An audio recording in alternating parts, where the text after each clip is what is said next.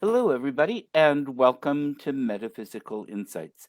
I'm your host, William Becker, and I have a very special guest today, Mr. Tom Muir, coming to us live from the Orkneys.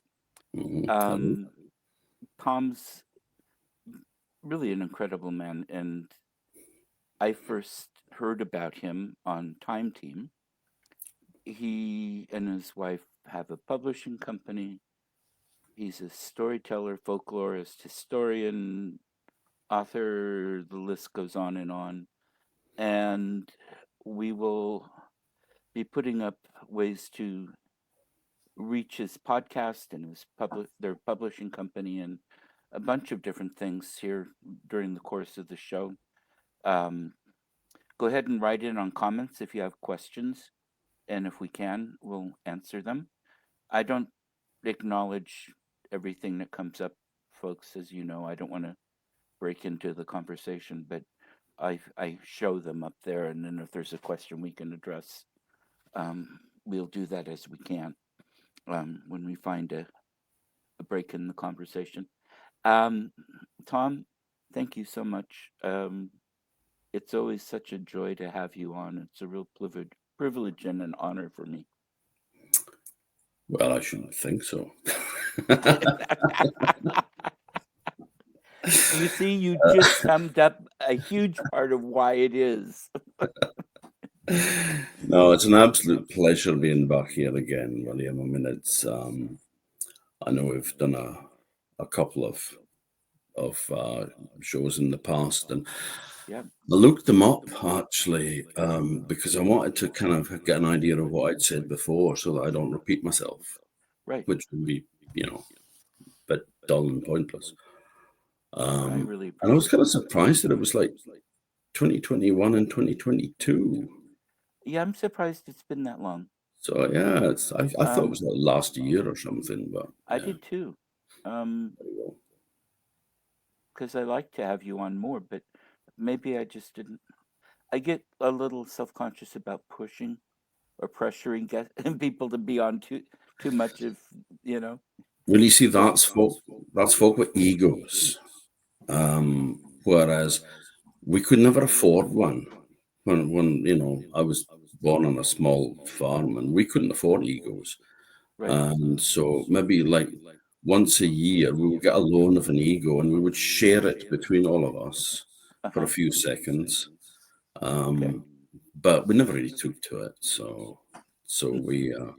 I don't need to be worried about, oh, maybe he's too busy or something like that. You're Yeah. never too busy. You're never too busy to have a chat with a pal. I'm glad to hear that because it means a lot because I love it. Um, Even if it doesn't have to be online either. No. Or live, you know. Mm-hmm. Um, how would you like to start? How's this for being a really strange host? Um, I think it would be good if people knew more about what you're doing with the publishing and the podcast writing. You've got a lot of projects. Do you want Mm. to put some of that out first and then go into some of the other things we talked about? Or Can yeah, do you want, get it out of the way. yeah, well, and I also want to make sure, um, knowing us, we'll probably go a little long, Mm-hmm. kind of long. Um, and I want to make sure that they get it before they need to take a break if they're watching after the fact or something. So, Sure. yeah. Yeah, no problem. Well, I work at the Orkney Museum. Been there for 36 years. Planning to retire next year to focus on publishing and writing as well, because I'm also a writer. Um, but my wife, who Rhonda, she is from Western New York, up kind of near Buffalo, that area, and she started a website, and we didn't have a name for it, and I came up with Orkneyology because it was going to be about all things Orkney. Uh-huh. And my background as well to start with was in archaeology, so I kind of thought, ha ha ha, yeah. Because I said that as a laugh, and then I had a laugh at it, and then she went, "Well, that's good."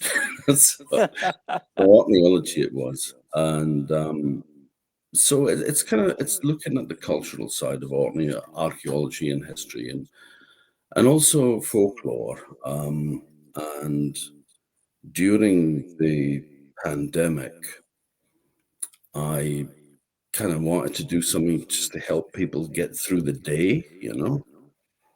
Uh-huh. So basically, all I could do was tell stories. So I started to record stories every day. Well, usually about four a day for a while, and then it kind of Wow. went down to two a day, um, and there was a lot of Orkney stories in there, of course. Mm-hmm. But then it kind of it went on to other stories as well, and also some like old favorite, you know, fairy tales as well for kids, like the Rapunzel and you know that kind of sort of thing. And but some of them was kind of the original kind of darker versions. Yeah, Uh, you had a section for adults, if I mhm. remember right. Well, I mean, basically, it's okay. There's one or two that are a bit dark, you Mm-hmm. know. But then, you know, kids can handle things like that. Yeah. Um, I was brought up on Tom and Jerry, you know, so we were used with that degree of violence that had no repercussions, you know. Yeah. Roadrunner and Coyote Yeah. yeah. hmm Always, always falling off that cliff and then being straight back up and doing something else. Yeah. But Mm-hmm. yeah, and that ended up being over 170 stories. And I mean, some of them are like a few minutes long, but then the longest is 1 hour and 57 minutes. Um, I could have spun it out to 2 hours, but the thing is, I was sitting in an attic bedroom with a recorder in a little box made of pillows, and so just to kind of dampen it, you know, for the record, really cheap tinny kind of wee thing, but Mm-hmm. it was just me in it. So there was no, I had no idea how long it was taking. So I, like I said, could have spun it out quite easily over the 2 hours, but I didn't know how long it was already. So it was a lovely old, it's a Scottish traveller story called The Green Man of Knowledge. It's a Okay. wonderful, wonderful story if you've got spare 2 hours. Is it But one that you can break up and watch, listen to for a while, and then come back to, yeah, Okay.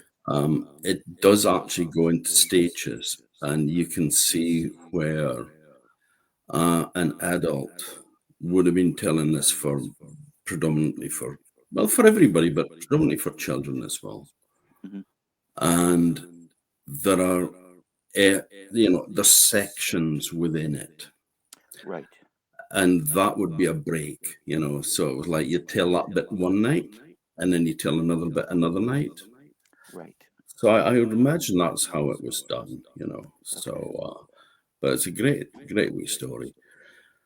But then Rhonda was saying, you know, because like I said, I'm quite quite a few books out and quite a few of them out of print now as well. But she was saying, why don't we start publishing like books? Because she's a writer as well. And I said, well, I suppose we could.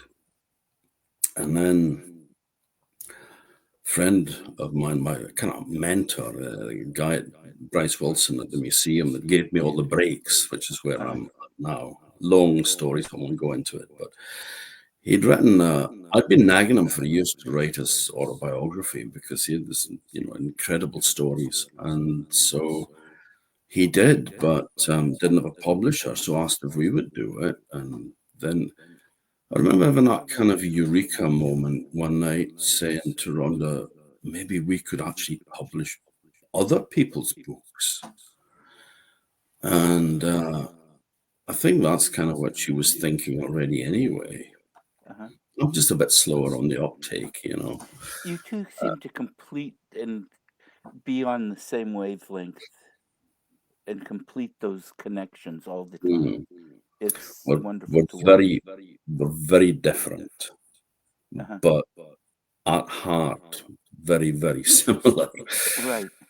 So, It's like two pieces of the puzzle. yeah, Halves of it. Yeah. Mhm. yeah. So, so there it went. I mean, my whole life has been a series of random events and accidents and serendipity. Um, I've never had any plans. I've never had. Uh, I was never a very ambitious person, as in I knew, you know, like by the age of 25, I'm going to be doing this. By the age of 30, I'm going to be the, you know, the director of a company, and you know, then Yeah. I'll slot in time to maybe have some children between 30 and 40, and you know, I just I'm lazy. I just go with the flow. It's easier, you know. It's Right. less hassle, less stressful. And it's worked Um, very well for you. it's it's worked incredibly well. Yeah. Um, so yeah, so that's basically it. The So is it podcast, orkneyology.com? yeah, Okay. and we an Orkneyology Press, but Rhonda loves podcasts, so she said we should do a podcast. Okay. And I think to start with, her idea was that it would just be us selecting themes of things that interested us and that we could talk about, which there has been a few of those in there.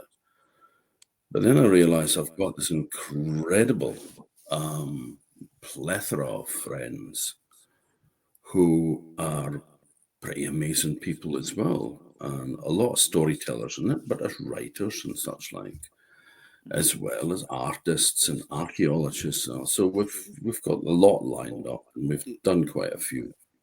But we've got it's called Hour with the Moon. It's the name of the podcast. It's which would translate as well, over with the moon. It was an old saying in Orkney. I'll be over with the moon, meaning I will come and visit you when the moon is full, so that I can see where I'm going. Because Okay. in wintertime, people did most of their visiting in the wintertime. Because summertime, you're working in the hay and things like that on farms. Is that So how they you refined it? know, hour is over, OWER, Oh. hour, Okay. WI, the moon. So I'll tell it's, you what, I'll let you write it down.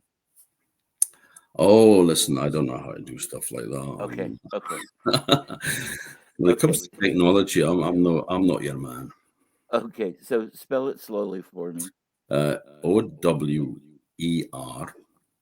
Okay. hour. Way is just WI. WI. Yeah. The moon. Oops.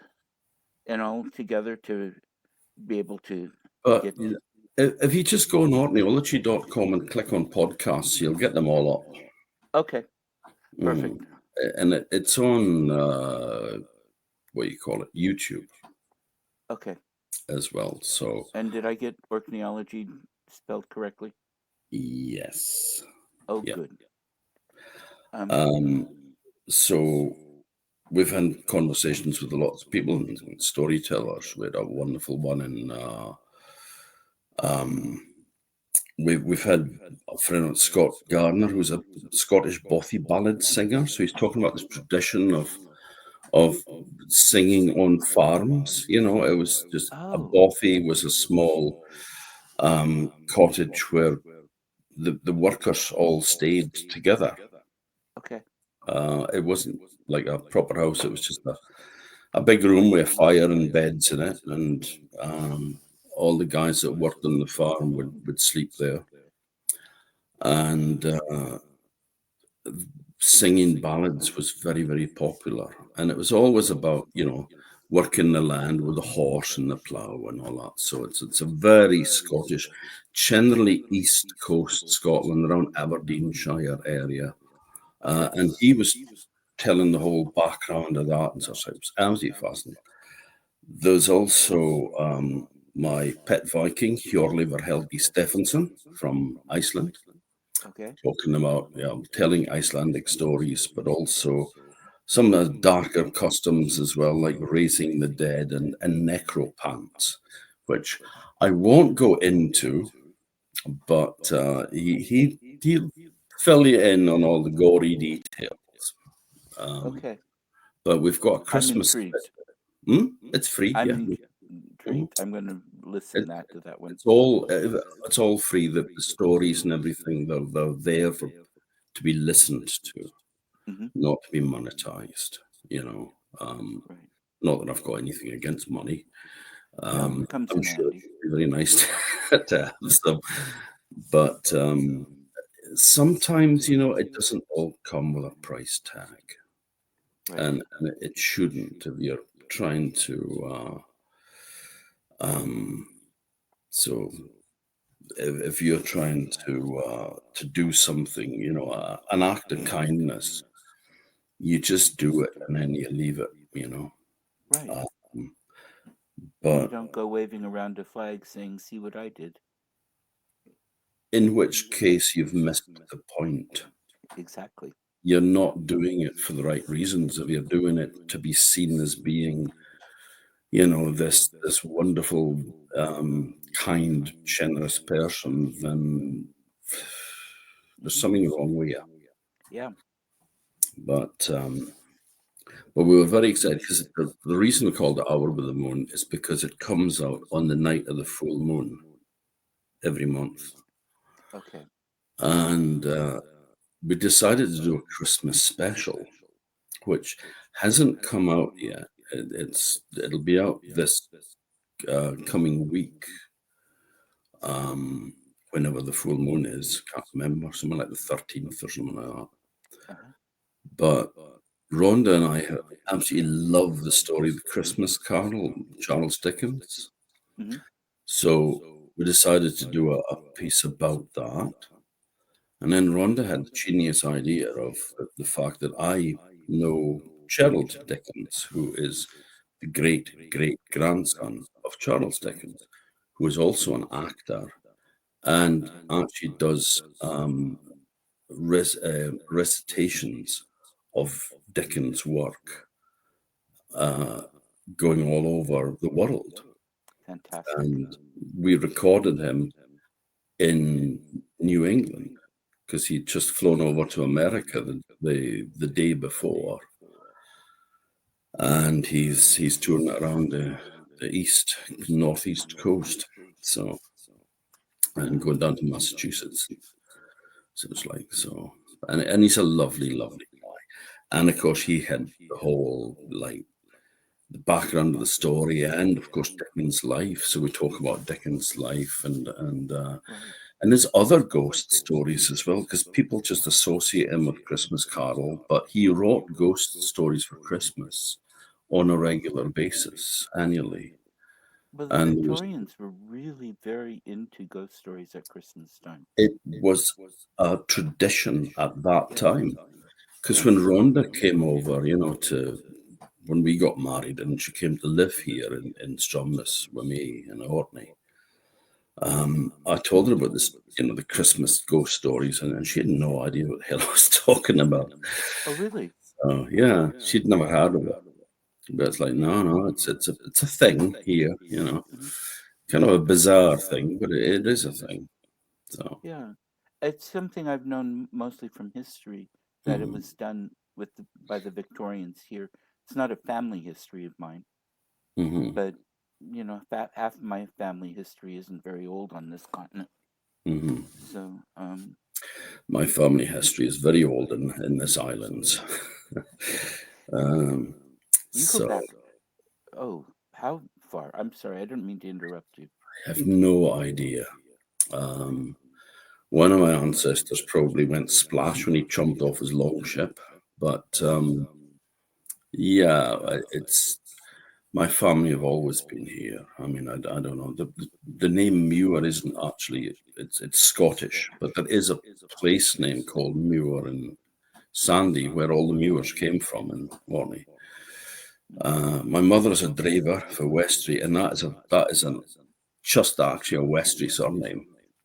Okay. And DNA research up there recently has found some ancient, they think, kind of strange DNA in Westry, which they think is probably prehistoric. So I am probably prehistoric, Okay. which would come as absolutely no surprise to anybody that knows me. And like you No. said, can you do something with a computer? No. No, ask a 12-year-old. Right. Right. But Oh, but anyway, Gerald did a wonderful, very informative and very enjoyable. We spent a while chatting, so that'll be on. But that yeah, sounds the fantastic. over the moon thing was because people used to go visiting in the winter when the moon was full, so we decided to treat it like going for a visit. It's perfect. Yeah. Mm. And folks out there listening, Kelly, can you hear me better now?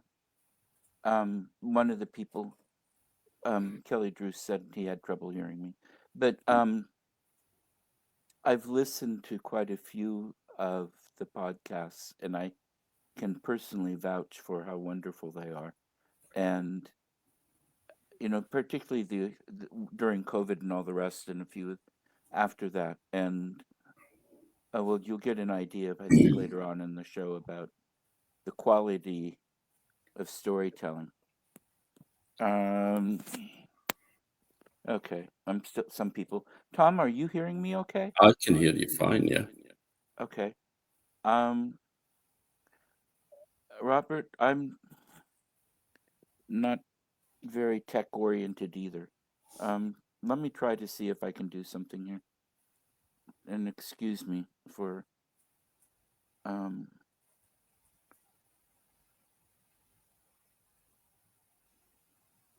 Oh, okay. And thank you so much, Kelly. It's okay now, Kelly said. Ah, Um, I'll try to. I think the mic's on this. I'll try to mm. hold it up a little closer. Um, yeah, and I'm sorry. I get distracted and then I get distracted. Um, the the amount of time. I mean,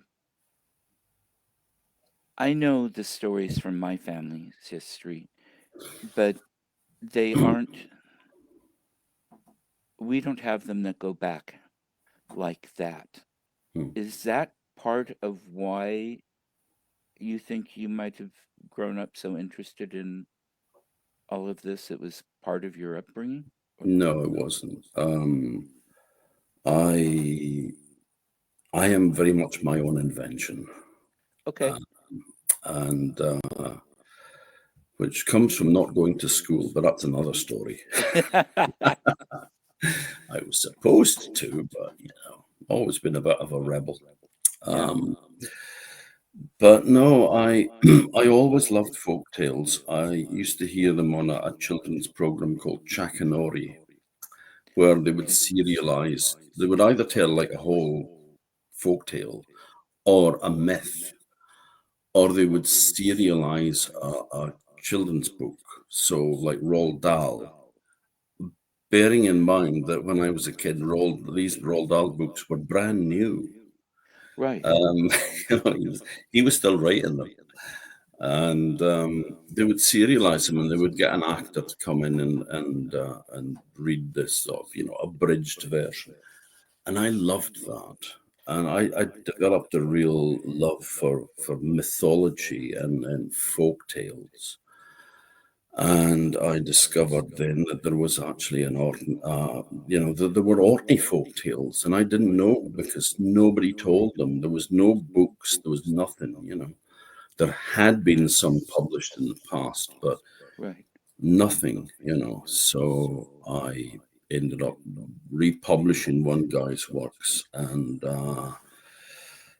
also just putting together a collection of all the Orkney folk tales, which is still on the go.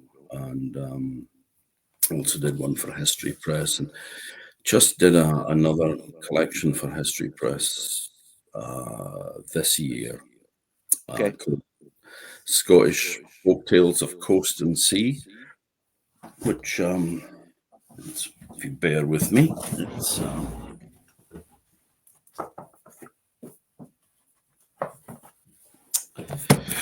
it's right there. Just put it off my bookshelf. So, and Fantastic. it's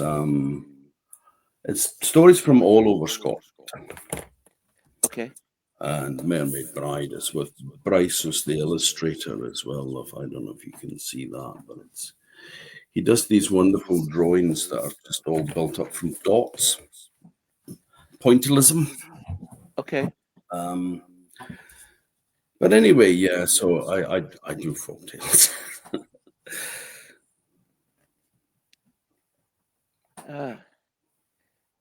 No, that's.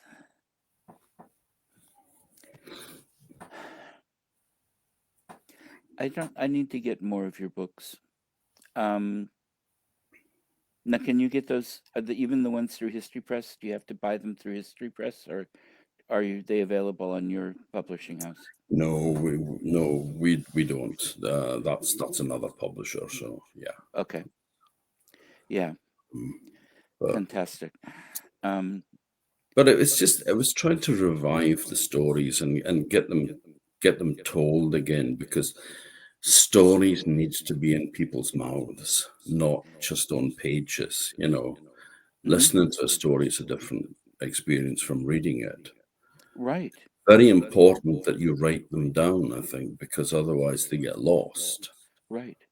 You know, And I like to have a video too of mm, the person telling, because the voice is one piece, but when you can see the storyteller's facial expressions and everything else that goes into it, I think that really adds a lot to the story. yeah, well, it Personally. can do, yeah. So I'm very just much of the opinion that the story is the star of the show, and that you are just the conduit through which the story is going, you know. Because I know that some people are usually people that come from more from an acting background do more a performance, you know, and it's kind of it starts to become about, you know, the person rather than the story, and that doesn't sit too well with me, but each to their own, you know. yeah, and I'm not saying act it. It's just that No, I know what you mean. people Yeah.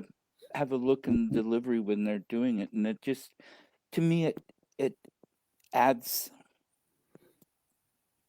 it just makes it easier to track and to follow sometimes. Because I've been thinking for some time you should be doing these on CDs or DVDs where you can sell those with the performance and the visual all at once. But Well, um, I'd buy them. there is actually quite a few up on YouTube if Okay. you put my name in. But there was one that we did, which is actually in the orkneyology.com in the stories. Uh-huh.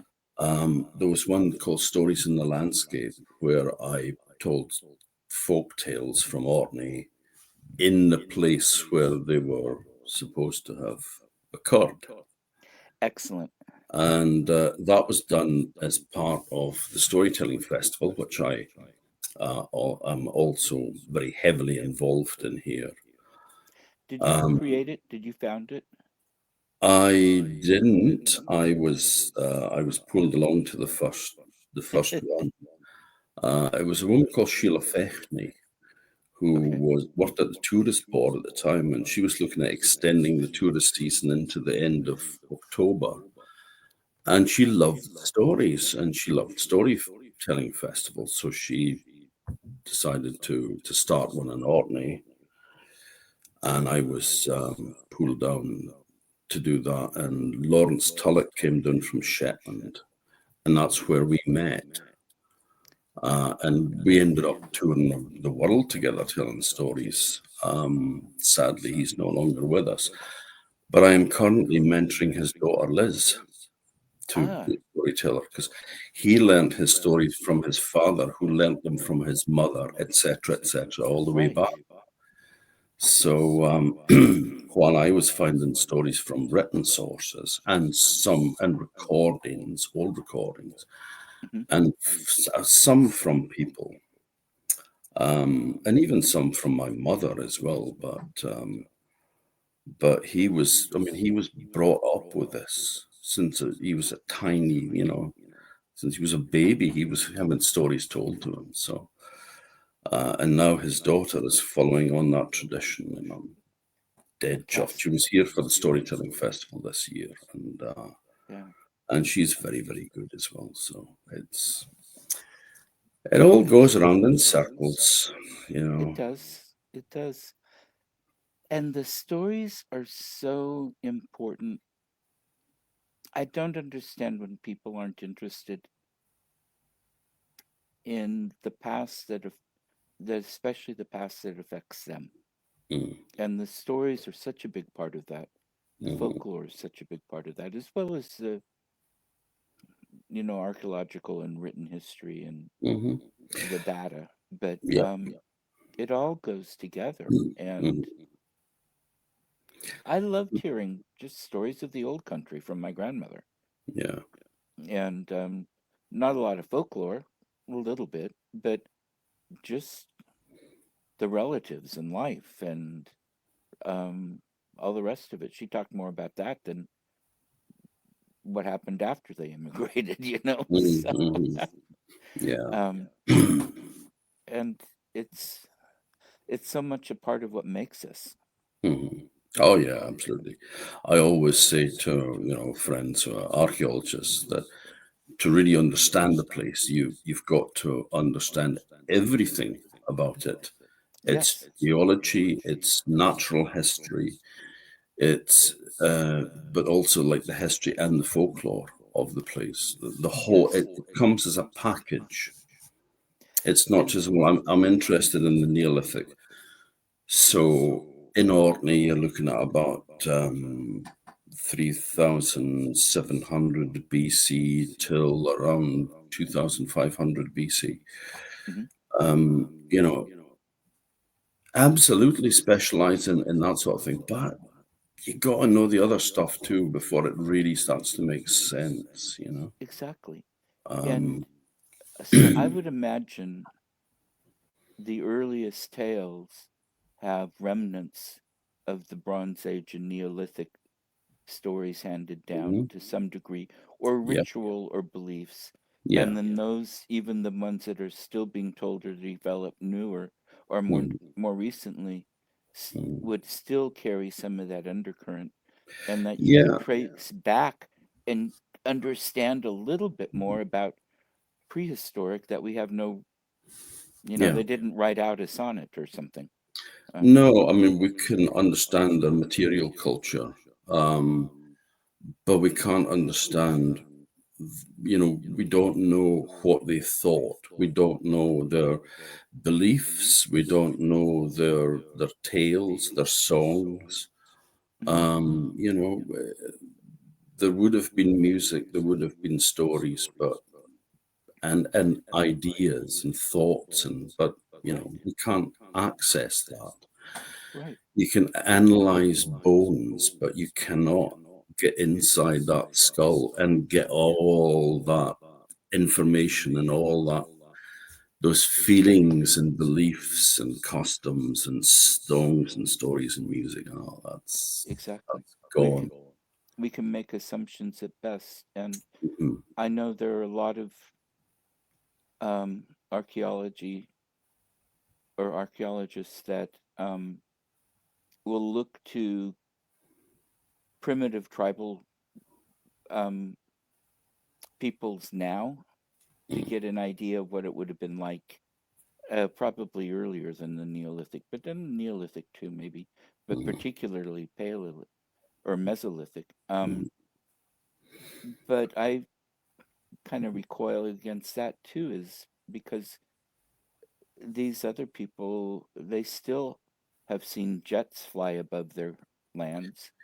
They Mm. they may not have contact, but their world is very different than the world was 5,000 years ago or 10,000 years ago. Yeah, um, I would tend to agree with that.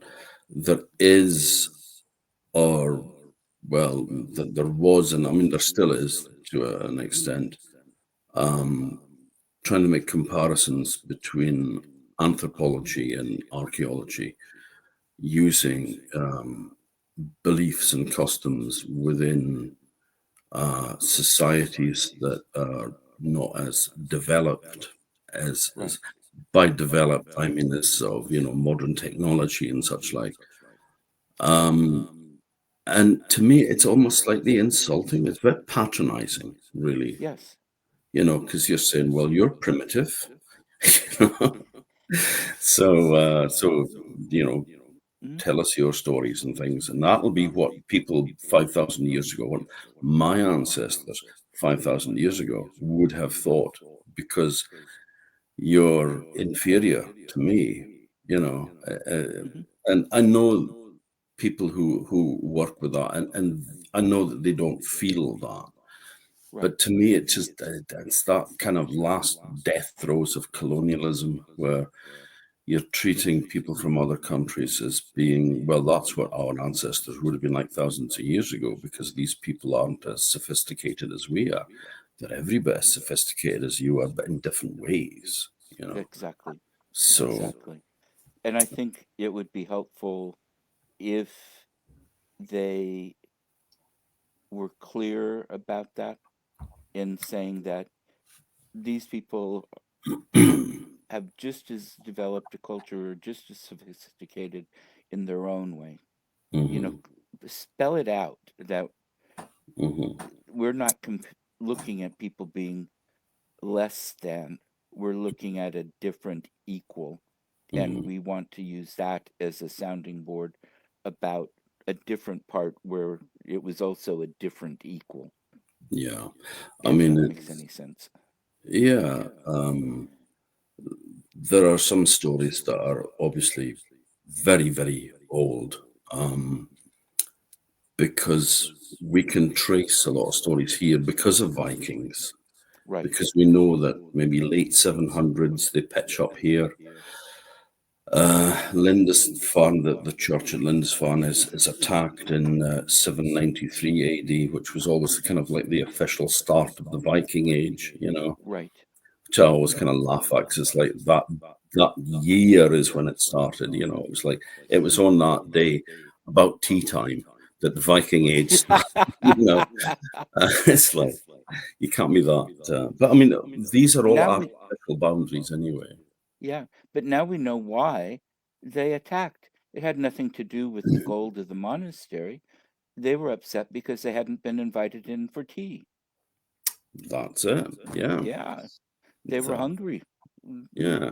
And the Vikings were famous for liking a cup of tea, Yeah, absolutely. and like no biscuits or cookies, I should say. Yeah. Um, but we've got a story. I mean, I think I went into this on one of the previous podcasts, called "The Mother of the Sea," and it's an ancient story about a goddess that rules the sea in the summer. And then there's a sort of a violent male figure that rules the sea in the winter and causes storms and wreck Uh-huh. ships and such like. And that isn't in the Viking pantheon. It certainly wasn't made up post medieval, because the Catholic Church was in charge here at that time. Right. The Reformation was in 1560 in Scotland. So when it became Protestant. But it was Christian. And if you said that God made the world in 6 days and then rested on the seventh day, and he controls everything except the sea, that's this woman that does that, No, you're going to find yourself in the wrong end of a box of matches, Yeah, exactly. So it's definitely pre-Christian. Hmm. And it's not in the Viking traditions, so it's before that. So how far back? But the fact is, it's like a mother goddess that gives life, and Yes. so you could be looking at Neolithic or even Mesolithic. Yeah. And it makes sense because people of those periods did have to explain the world around them, Hmm. and they don't understand the science behind the conditions in the sea. Hmm. They understood what it's going, this combination of weather science is going to make this happen, Hmm. but they didn't know the science behind those, Hmm. and so it makes sense that they would have developed this by the time Yeah, they were coming out in boats. yeah, and also the women were, seen as being the givers of life. Right. And that is exactly what she does. She gives life to the creatures in the sea. She doesn't give birth to them personally, but Uh-huh. through her influence, through her powers, it makes the creatures in the sea fertile, and breed and increase and prosper. Right. Right. And so therefore humans do as well, because they're fishing them and they're catching crabs and lobsters and things like that and shellfish. Yeah. So yeah, And and the male is seen as a destructive force, in this maybe. in this myth, yeah. Yeah. Um, And so the warrior, at least, often. mhm. Mm. So, So. but I think you can go back through your old podcast and probably find that one in there. If not, it's on the website. Okay. um, but Uh, I like it. Um. can I just can you indulge me for a second here, because I mean, people have been really, really patient sitting here listening to us having a conversation. Right. Um, when I was researching this book, because I was asked to write it. I mean, it wasn't my idea. They've they've done a series of four of these books. There's Irish, English, and a Welsh one will be coming out soon as well. But there was one story in there which I kind of fell in love with. And I think it's the first story in the book. I think it's from a Fife, which is just north of Edinburgh. Okay. So would you indulge me if I tell you a story? I was just going to ask you to. So yes, please. Well, this isn't an Orkney one, but I just really liked it.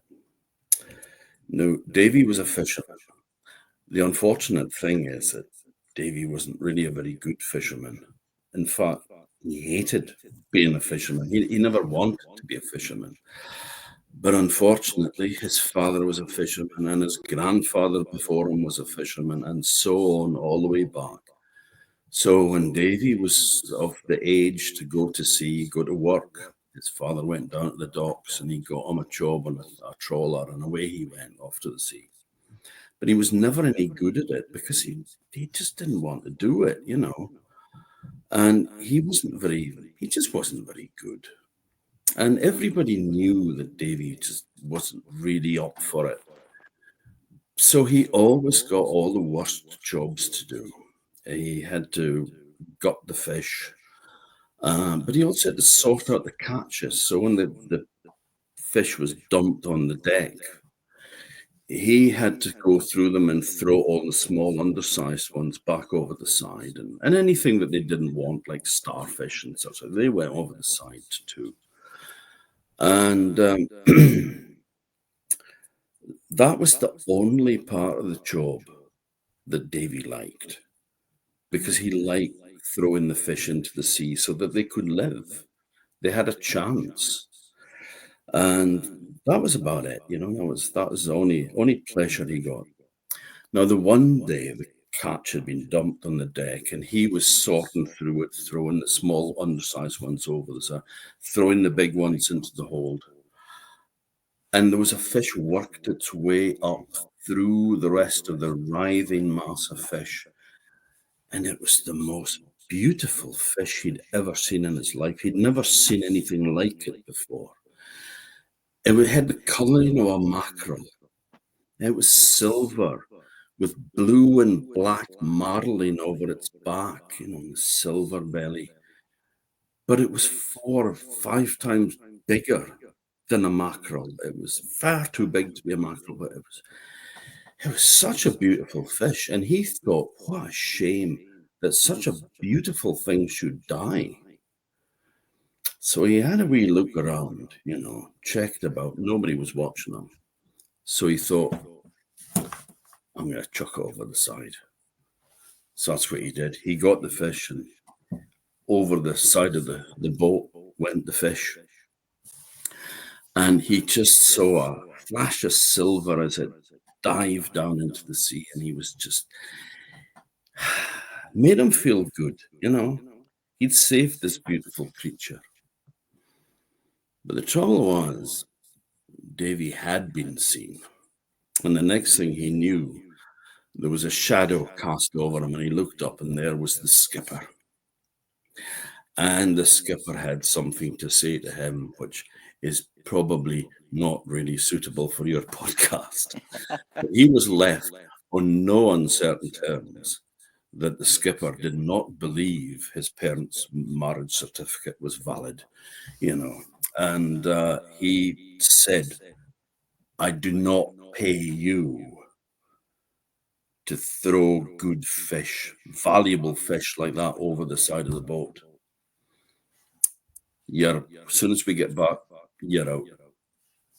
You get sacked, you get nothing. You're not going to get paid for this trip. And I will go around the port and I will tell everybody not to employ you. I'll tell them what you did. Tell them what a useless liability you are, and you'll never work on a boat again. And sure enough, as soon as they got to the docks, he got kicked off. And the skipper went around to spread the word. Don't give Davy a job.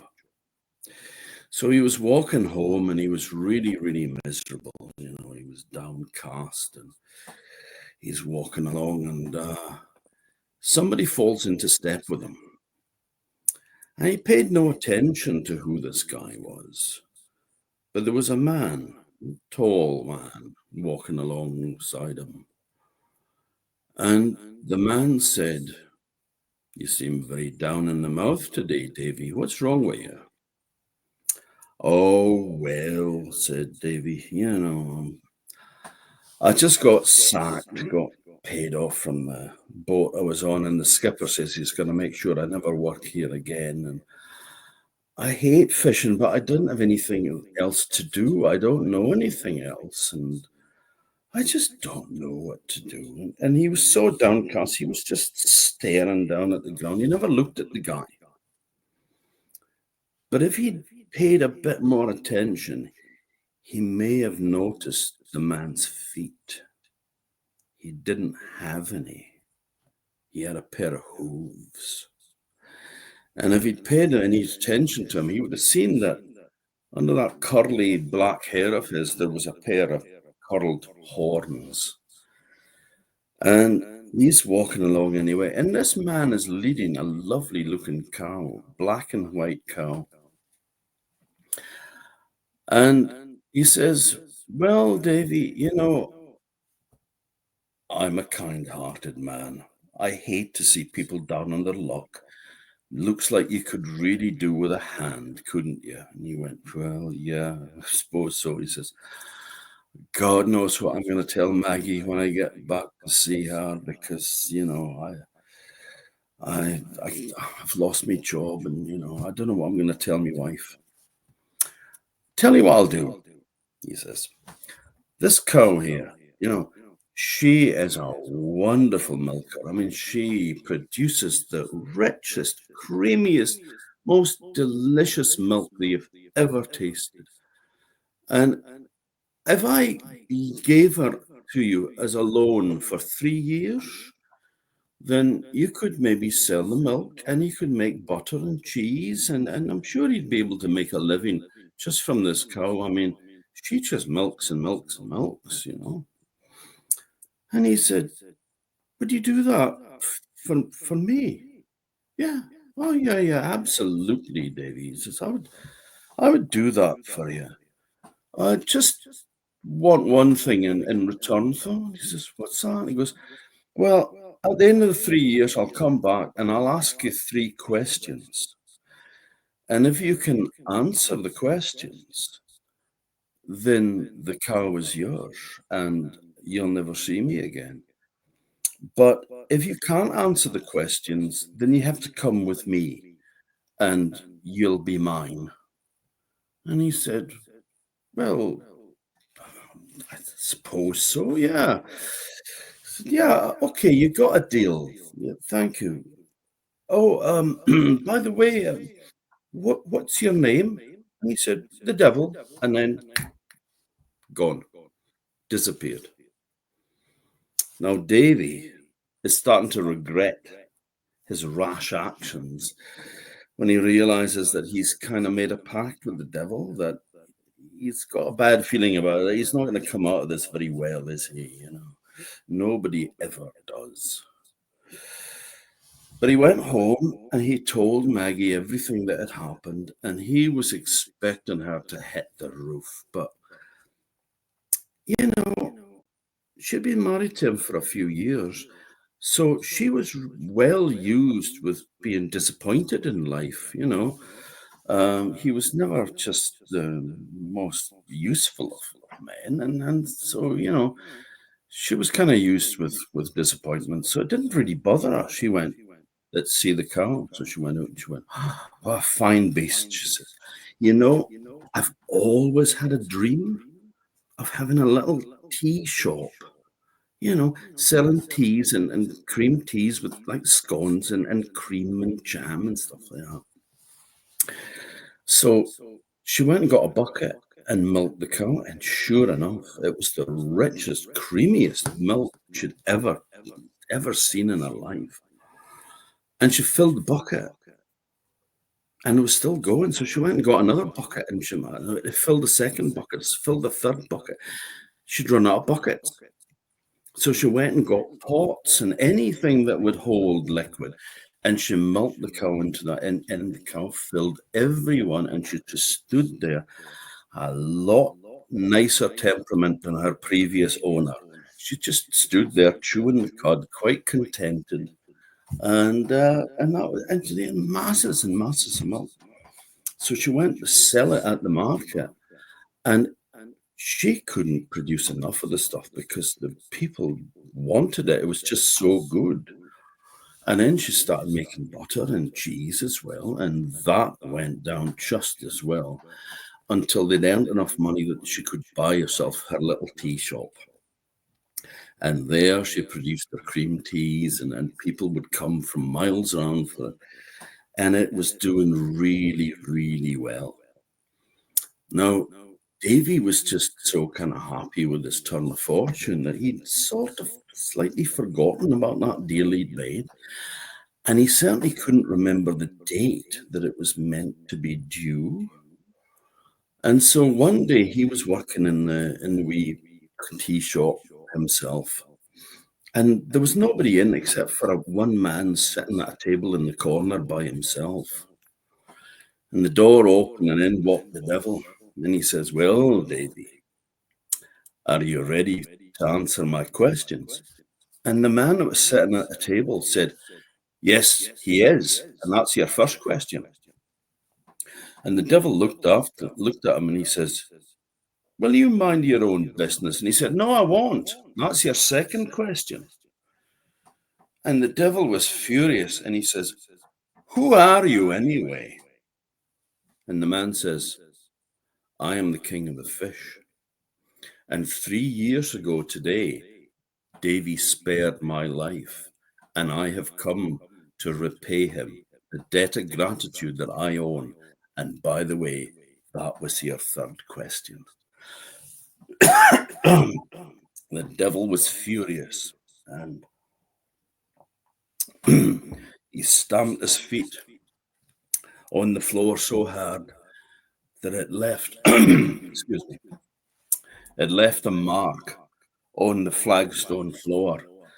And away he went, and he left the cow behind him.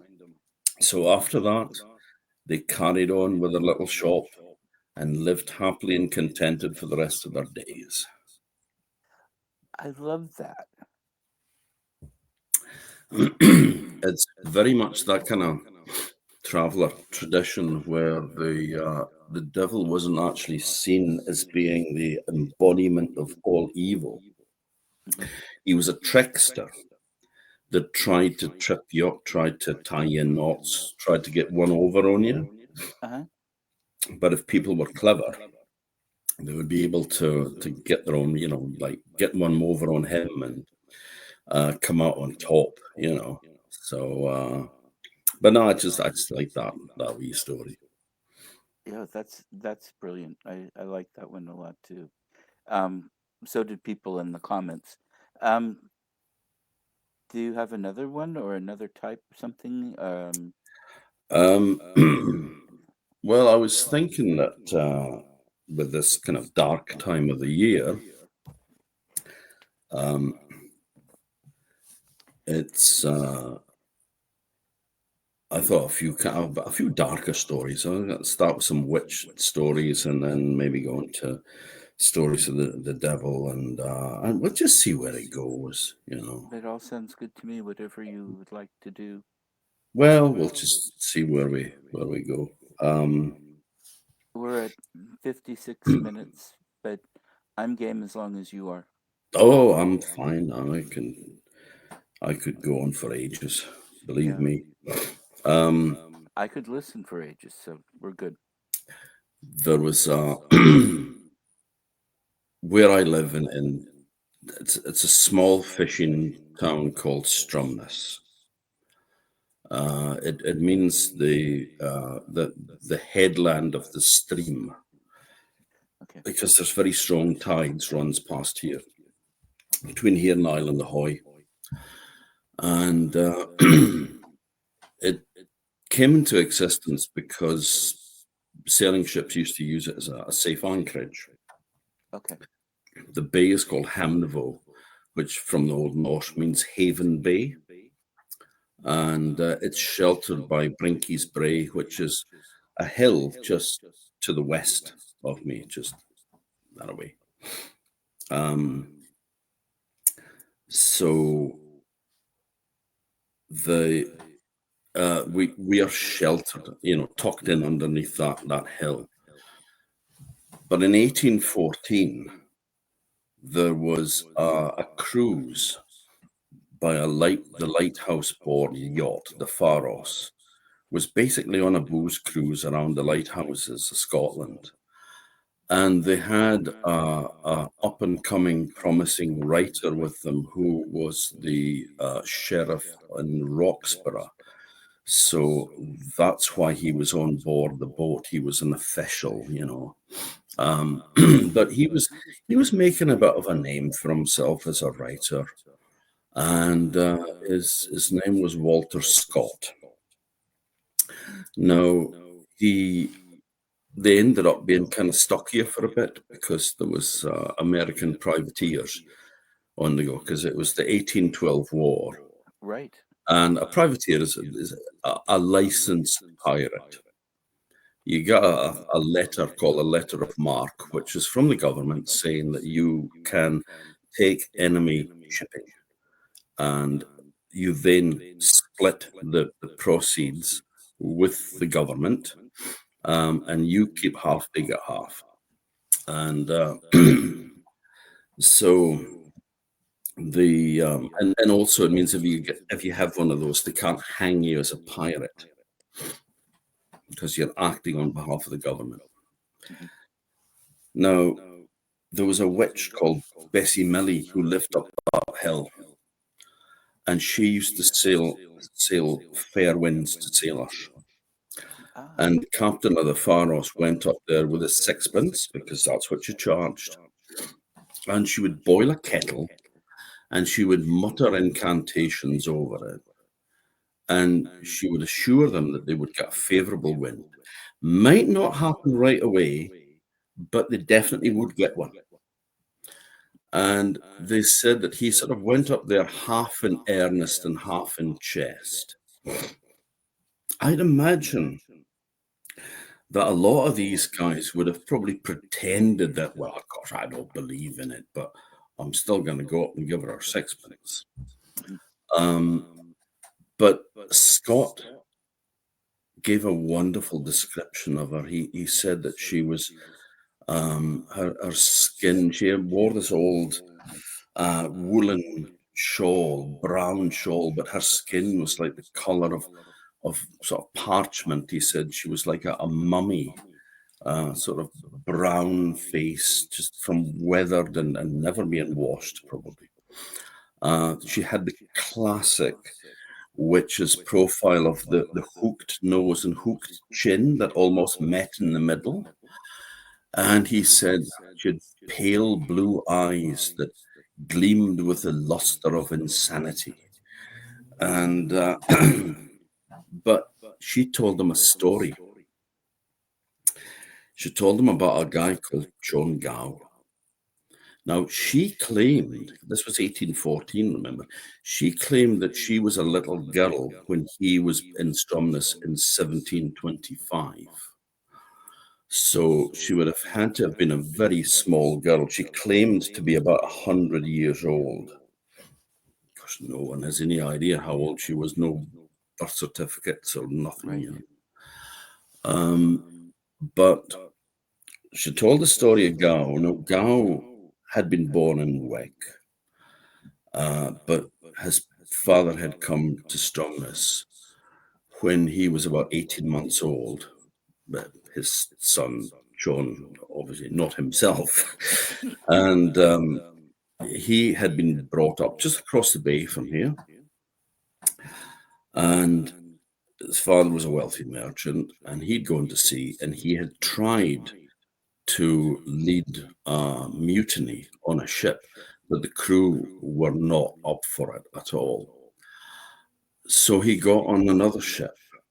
Now, this was a ship called the Caroline that was registered in the Channel Islands near France.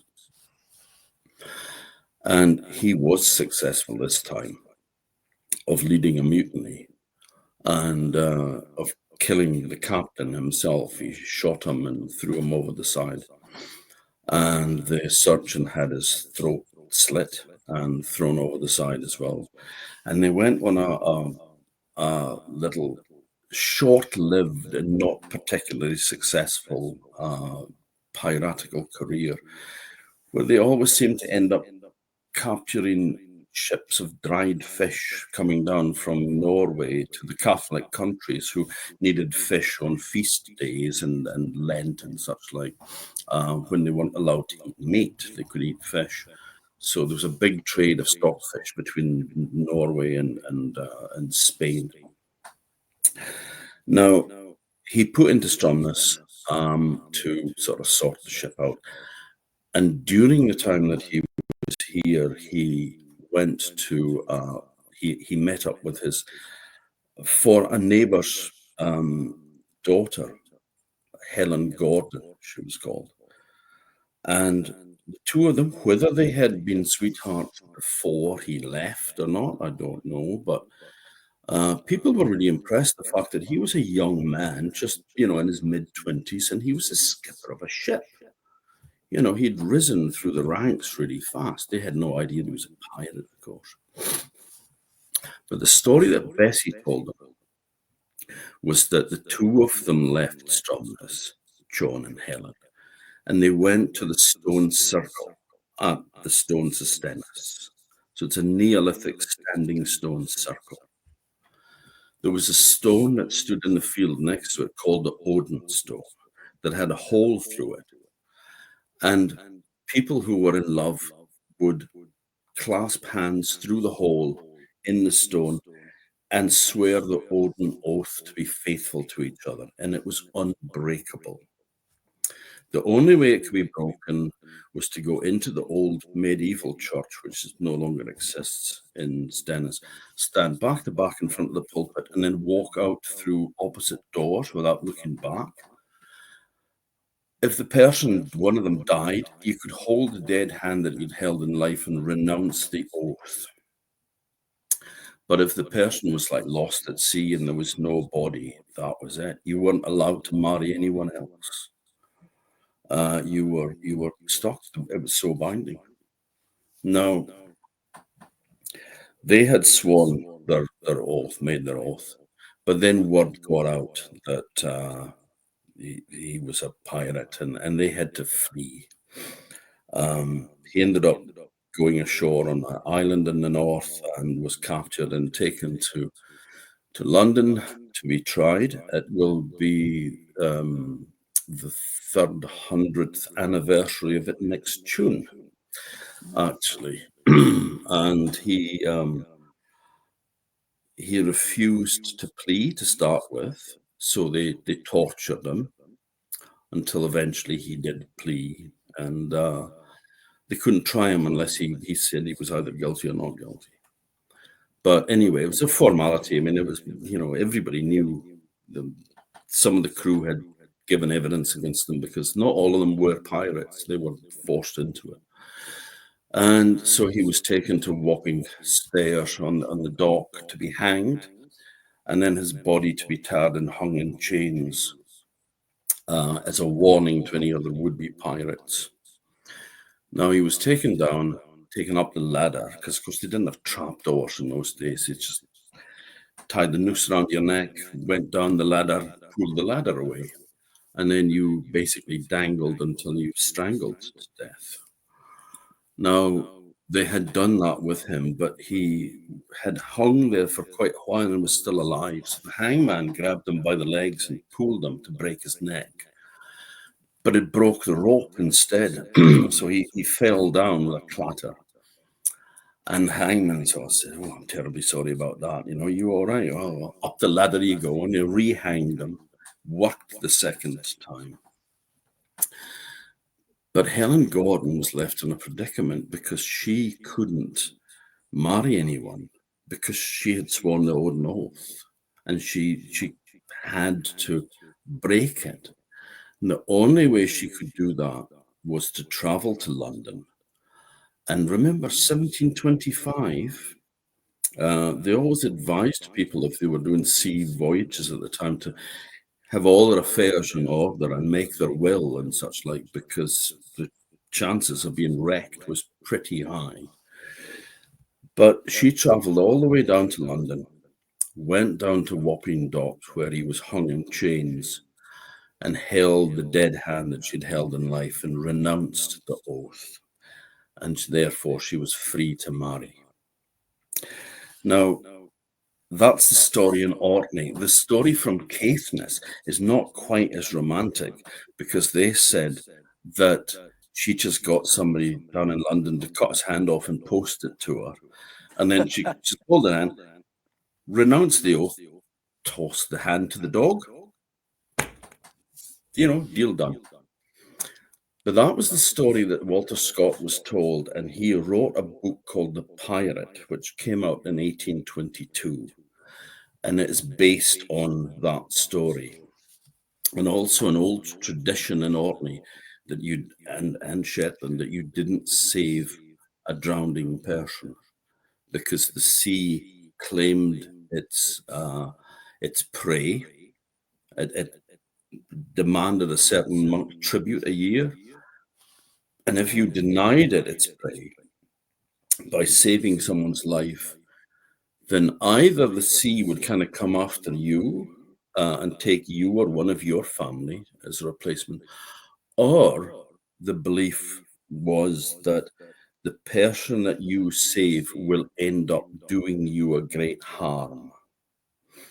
And that's the basis of his story. Is a guy saves this pirate captain from the sea, not knowing who he is, and then he ends up setting about destroying his life and stealing his girlfriend. So, but it's set in Orkney and Shetland, and it brings in the stone Stennis and the Odin stone and the Dwarfy Staden Hoy, which is the only rock cut tomb in Britain. Okay. And sadly, the Odin stone is no longer with us because Caithness farmer tore it down the same year that Walter Scott's seen it. And he's seen it in August 1814, and it was pulled down just before Christmas that same year. So it's a huge loss to both archaeology and folklorists. Yes.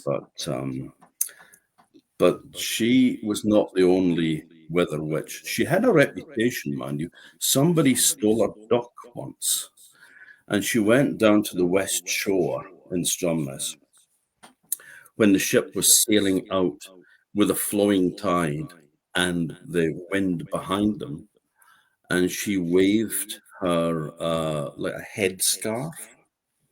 She waved it at the ship, and it stopped, and then it started going backwards until it ended up grounding on the Point of Ness.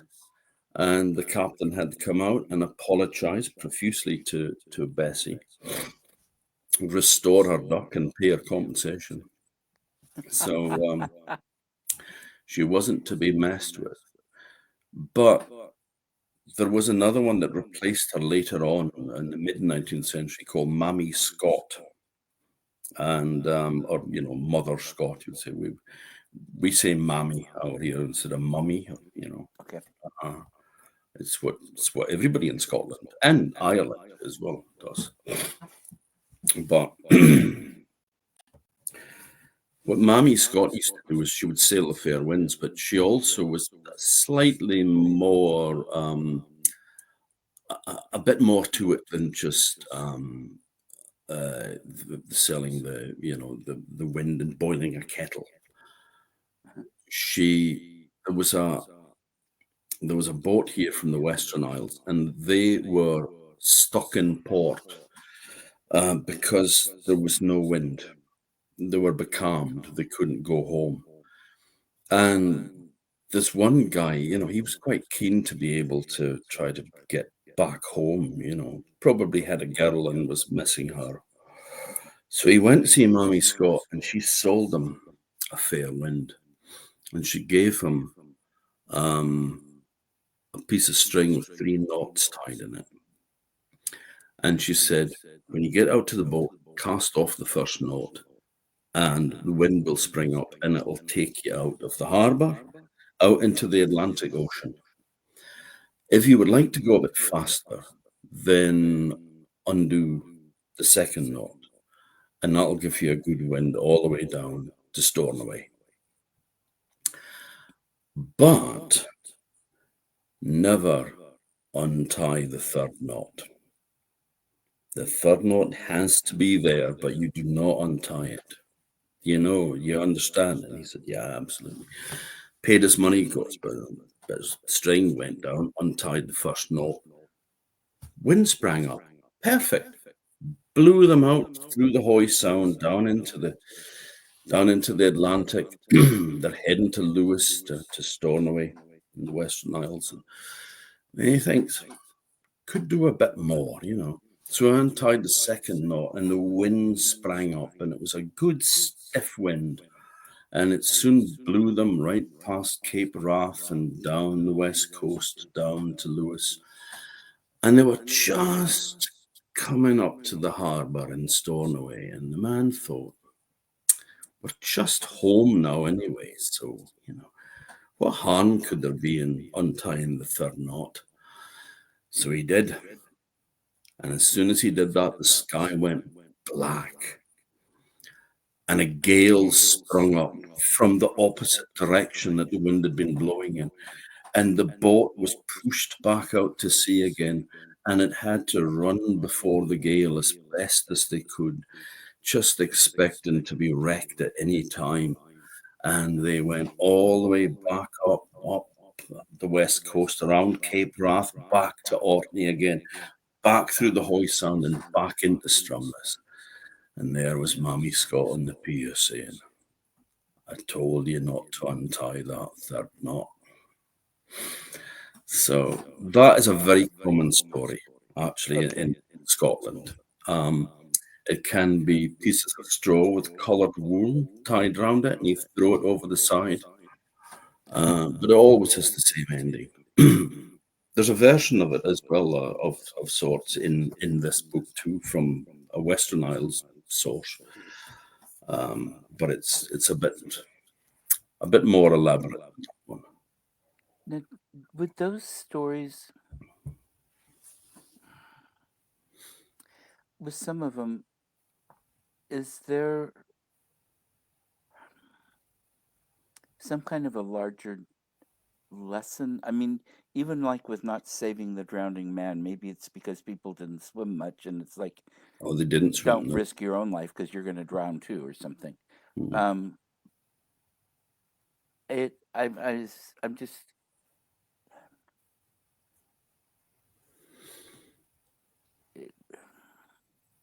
I don't know how to quite put it, because I know the stories are, the people are real. I mean, so much of this, but with some of the stories, I'm wondering what is the larger point other than just the story itself, which is fantastic. Well, with not saving the drowning person, it's probably to save your conscience, Oh, because shipwrecks were very important. We don't have trees here. right. We used to have trees in the Mesolithic and in Yeah, the Neolithic, but the Neolithic people chopped them down. right. And if anything were left, the Bronze Age took them. Yeah, Yeah. and there was changes in the climate as well a bit. So and they rotted down and formed peat. So Hmm. I used to cut peat when I was young, and of course we were out there every year. Maybe if I was not cutting it when I was a kid, I was carting it and spreading it, and Right. raising it and all that to dry it out for the winter fuel. Hmm.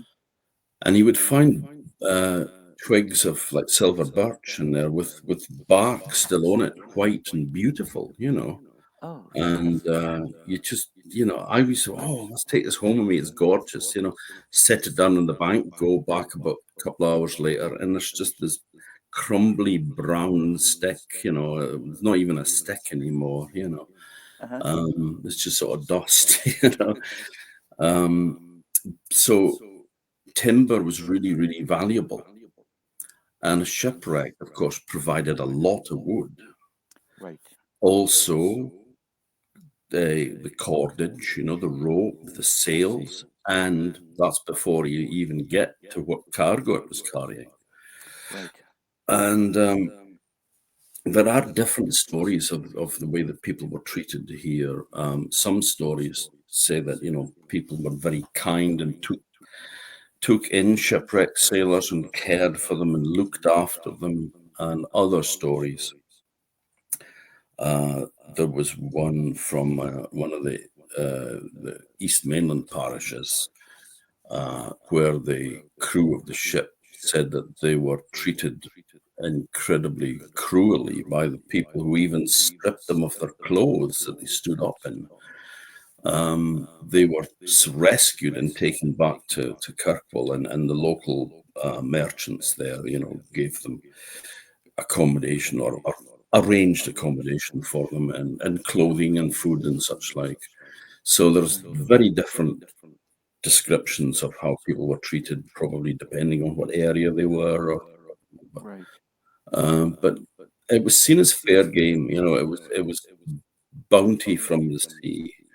There Hmm. was a minister of the Church of Scotland in the early 19th century called John Gerard, who was a bit of a character.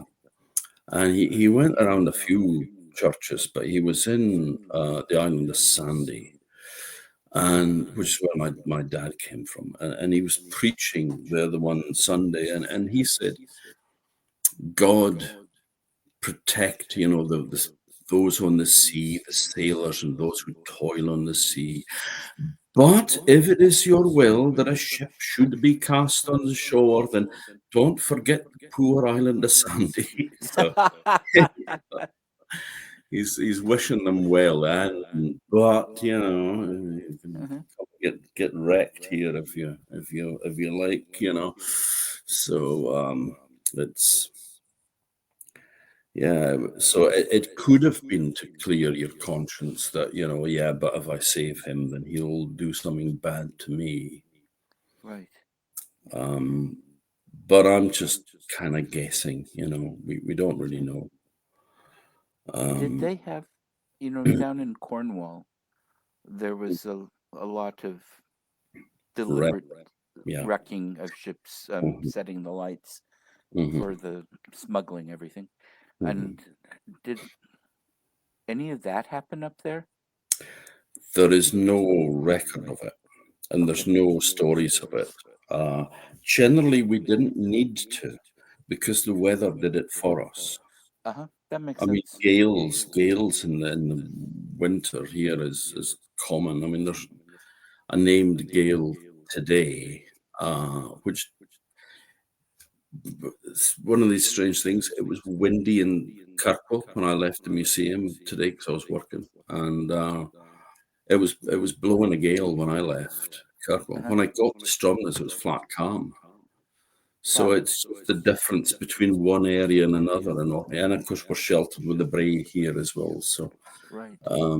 we're kind of snugly tucked in under a hill here. So we're big, tall, thin house, but it's yeah, it's well located, shall we say?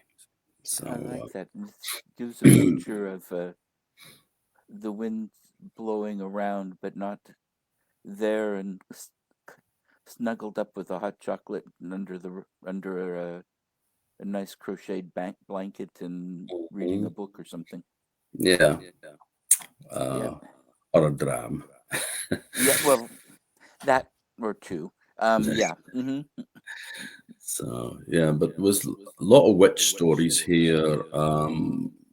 There was a very long story which I actually won't relate the whole thing, but you can find it on the Among Stories, Okay. called the Westry Storm Witch, and she was accused of having raised the storm, um, but rescued a ship, and people were waiting for it to get wrecked, and then she manages to get out in a boat and save it because her dad was a fisherman. She knew all the currents and the rocks, and so she was able to steer the ship into safety by giving them orders as to where to go and how to set the sails and such. Uh-huh. She was tried for witchcraft for that and sentenced to death. Now but then she gets saved at the last minute by, well, I shouldn't really tell you the rest of it because you could listen to it on the thing, but it has a Yeah. happy ending. Oh, good. I doubt if it did in real life. She was a real person, Janet Forsyth. She was tried in the 1630s, and she was sentenced to death, to be worried at the stake and her body to be burnt to ashes. So, worried is when you are strangled. Oh, okay. There's an expression here about sheep worrying. I don't know, dogs, sheep worrying. So when dogs get them by the throat and kill them, it's the same thing. You're being strangled, you're being garroted, and then Okay. your body burnt after you were dead. And I mean, if the hangman knew what he was doing, you could be dead pretty fast, Yeah. which was good because I mean, in some places people were burnt alive, witches, but also people accused of heresy, by both, like Henry VIII, Elizabeth I, but who were Mary. doing Catholics, but then Bloody Mary, as she was Yeah. known, Mary Tudor, I mean, she was doing Protestants. Yeah. So, yeah, it's a horrendous way to die. I can't imagine. Yeah. It's And you just, guys burned both. Most England burned heretics, but hung witches. Here we hung people. I don't think we burned anybody. mhm. Um, The idea behind it is that you could not have any salvation in another life because you needed, at the judgment day when you were resurrected, you needed a body. Right. And if you didn't have one, then that was it. Well, it's only been recently that, like the Catholic Church over here has been okay with cremation for Mm, that same reason, yeah, yeah. Um, I suppose but just for the sheer lack of space, I mean, it's kind of, well, you need and yeah, cremation makes more sense. and over here that's so expensive Mm, to have a burial. The mm-hmm, cremation's a lot cheaper. mm-hmm, yeah. It's not too bad here, but I mean, in Orkney, I mean, but Yeah. um, I lost a sister last year, so I'm quite well up on funeral expenses. Yeah. Um, and I almost joined her in April, but I didn't. So I'm glad you didn't. I had a close squeak. So, uh, Uh, I'm so sorry. that's all right. I mean, it's terrible about my sister, obviously, but I mean, Yeah. me, I'm fine. Absolutely fine. Good. I got sorted out. But anyway, there was another little witch story which I thought I'd just toss in here for the hell of it. It's I from Bershey in the West Mainland here, just north of where I am. Um, there was a man had got a job on a farm, and he was, among his duties was he, kept an eye on the cattle, Mhm. and his cows stopped milking, and the owner of the farm said to the man, "Someone has taken the profit of my cows. Somebody else is getting that milk. We're not getting it. Somebody else is. Have you seen anyone acting suspiciously around the cattle?" And he said, "No, no. There was an old woman came over the one day, and all the cattle, well, all the cows went over to see her, and she spoke to them and sort of stroked them and all that, and then walked off. And he never thought anything more. Just thought it was an old woman that liked cows. So he said, uh-huh. And he gave him a bottle, and he said, "Go out with this bottle, and when there's a cow passing water, fill the bottle with the urine, bring it to me." So he did that, brought to the farmer, and the farmer took a cork and shoved into the bottle. And he says, "Now we'll find out who's taken our profit." And a day later, there was an old woman came banging on the door and begging him to uncork the bottle because she couldn't make water since he'd done that. And he said, "I'll only do it if you promise to return the profit of the cattle and never to interfere with my animals again." And she solemnly swore that she would. And then he got her to just back up a bit away from the door, and then uncorked the bottle. So, there was lots of stories, but sadly there was I don't know how many witches were executed in Orkney. I mean, it was said to be 70 something, but I believe that it was thought to be a bit more than that from some recent research I was reading. There is a memorial at the place where the executions took place now. There's just a small slab of stone on the ground with a carving on it that is a representation of a sundial from a 17th century gravestone in St. Magnus Cathedral. And it says they were just folk. So they were just people. Yeah. So it's sad, but it was just the early 1600s that happened. And even by the middle of the century, it had stopped. It was, Well, good. It stopped there a lot faster than a lot of places. Um, well, people were accused, but they weren't executed for it anymore. because the church kind of like they stopped believing in it so much. Whereas to begin with, it was seen as being, being in league with the devil and therefore having to be executed. They had no defense. There was a prosecution, and that was it. Right. And it always ended up with, and this happened because of your devilry and witchcraft, of which you cannot deny. No, you couldn't deny it because you weren't allowed to speak. So, that was Hmm. a terrible, terrible black period in history. But, it's Yes. history. It's happened. You can't, as my old pal Lawrence Tulloch used to say, you can't unfry an egg. No, you can't. I like that saying. Mm, Um, and history is what it is. You can't.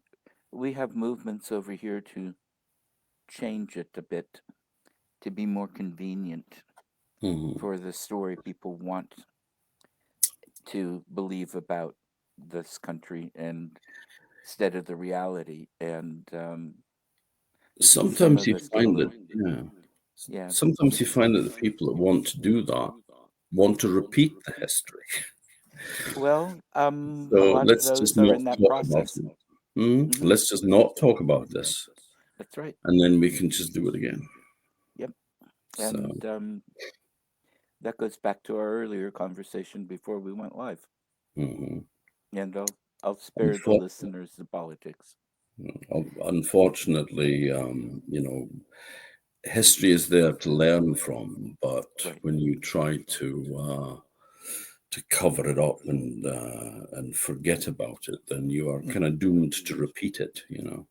Exactly. Um, But things like these stories too that you're telling, especially because they're talking about, in many cases, real people mm-hmm. and real history, real events. The magic part is, maybe um um a little bit of belief more than fact, but the rest of it. And what better way to get people interested in history than telling stories like this, Yeah, especially absolutely. kids? Yeah, yeah. Well, there's our stories are generally so site specific as well. We can say this happened here. Right. No, no, not there. Right. You're Um, standing at the spot. yeah. hmm Mm-hmm. And I mean, we have an Icelandic saga here, Orkney saga, tells the story of the Earls of Orkney Uh-huh. over a period of about 300 years. And again, that is site specific to buildings that still exist that we can Right. actually go and stand inside, and including St. Magnus Cathedral, Mm. which is where the witch trials took place, by the way. Ah, okay. And they were held in a bottled dungeon called Marwick's Hole. Marwick being a place name, but it's also a surname in Orkney. Okay. And who Marwick was, we have no idea. But Was the place named after Malric, or was the well, we person don't named know. after the place? We don't know. Yeah. We just know that that's what it's called, but we don't know why it's called that. Um, but this leads me seamlessly, almost like I'd planned it. But it is just the way that the dice rolls here. Um, there was a story from St. Magnus Cathedral about an actual minister called the Reverend Yule. Now, there were two of them. The one was the grandson of the first one. I think it was probably the first one who was in the 18th century, so 1700s. Hmm. Now, he was preaching one Sunday and he noticed that there was a young woman sitting in the front row who was smiling. Now, she wasn't supposed to be smiling. He wasn't saying anything amusing. And he was annoyed about this. She was not showing the respect that she should have done. He was preaching a serious sermon, and there she was sitting there smiling away. Uh-huh. And then make things worse, towards the end of his sermon, she burst out laughing, Oh, and he was livid. And he ordered her to stay back after the sermon, and which she did, of course.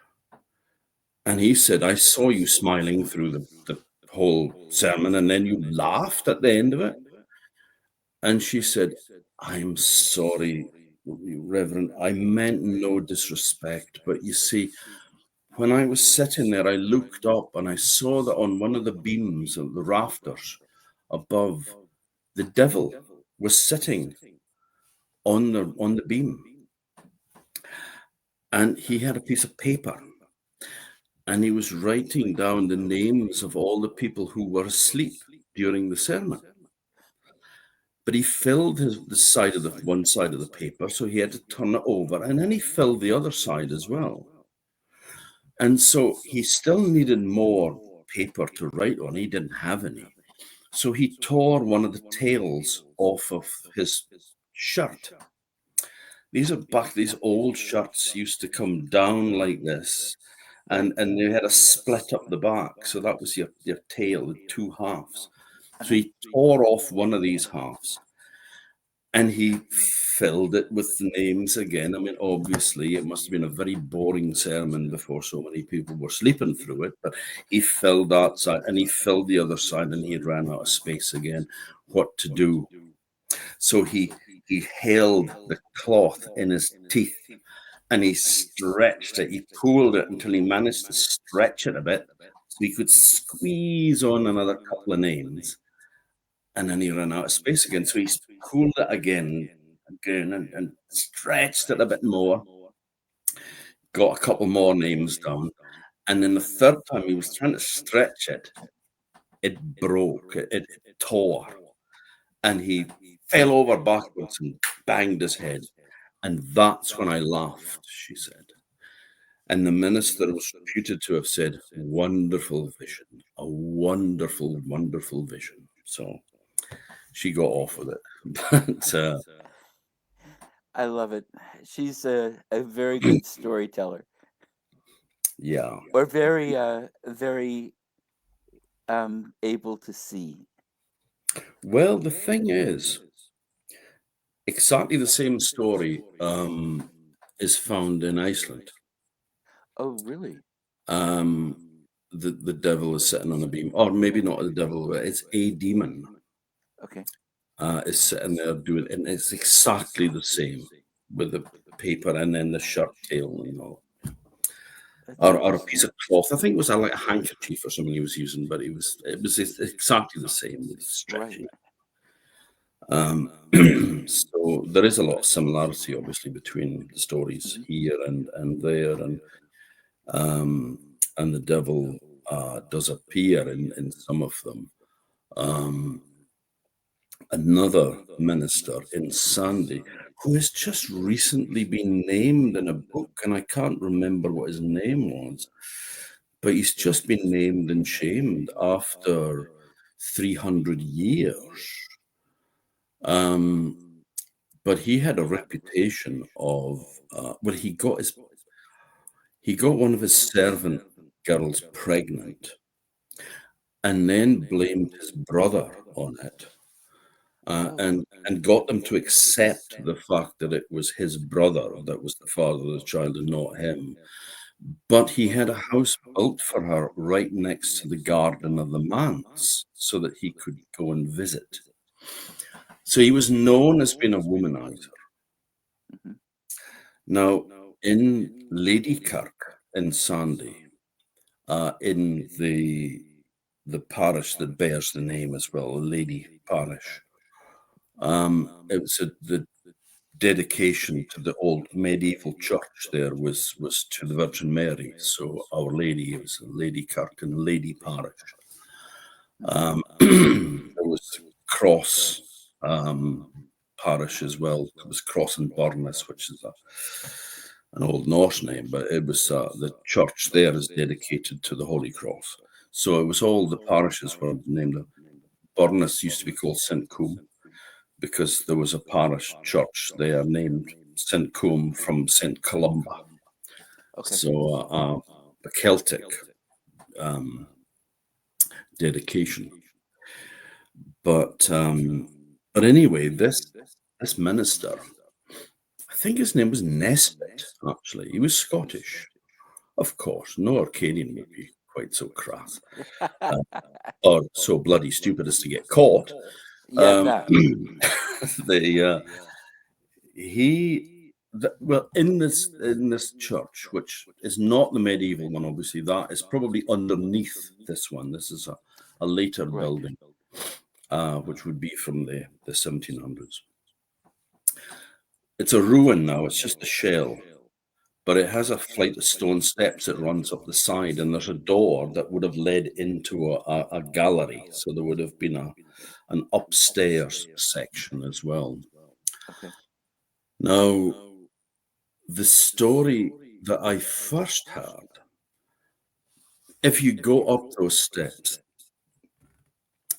on the little parapet around the top, the little wall, stop you from falling over, there is 6 deep grooves scratched into the stonework. And I mean, they're like half an inch deep, you know. I mean, they're not just a little tiny thing.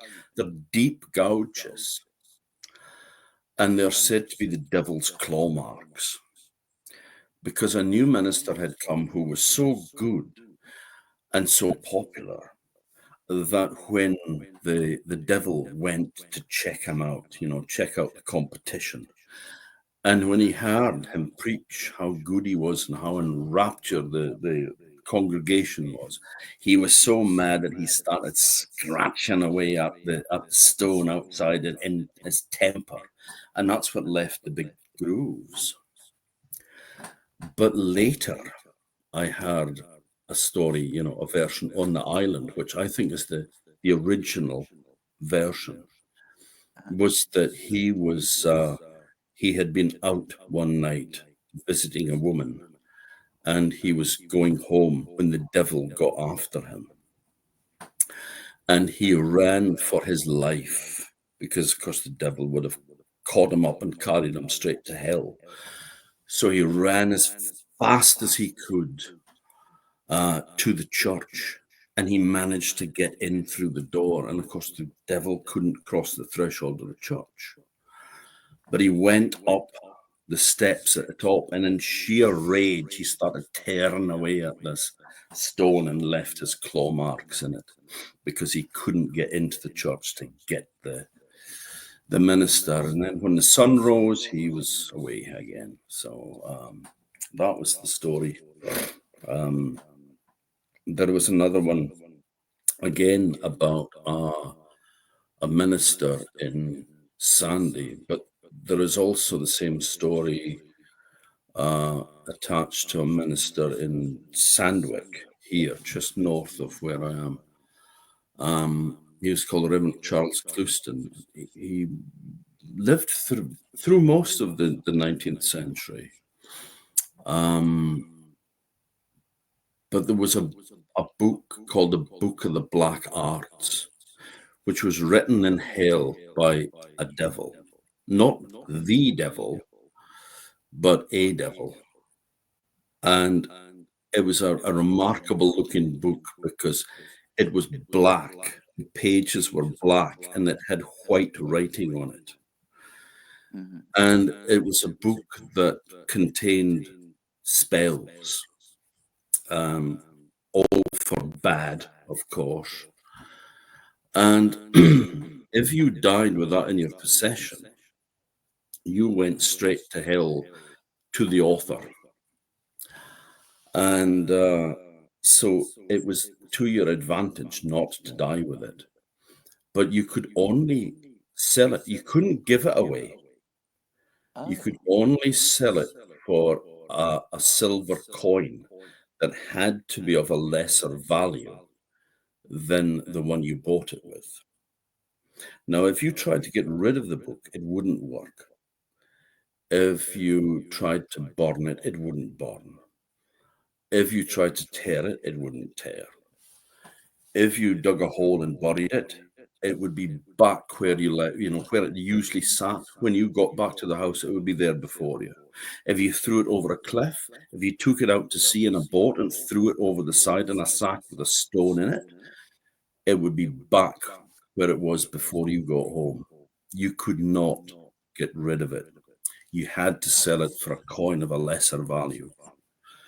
Now, it happened that in both of these stories, from Sandwich and Sandy, that the person had bought it with the smallest silver coin that was in circulation, which would have been a silver threepence, a threepenny bit, a 3 pence piece, 3 pennies.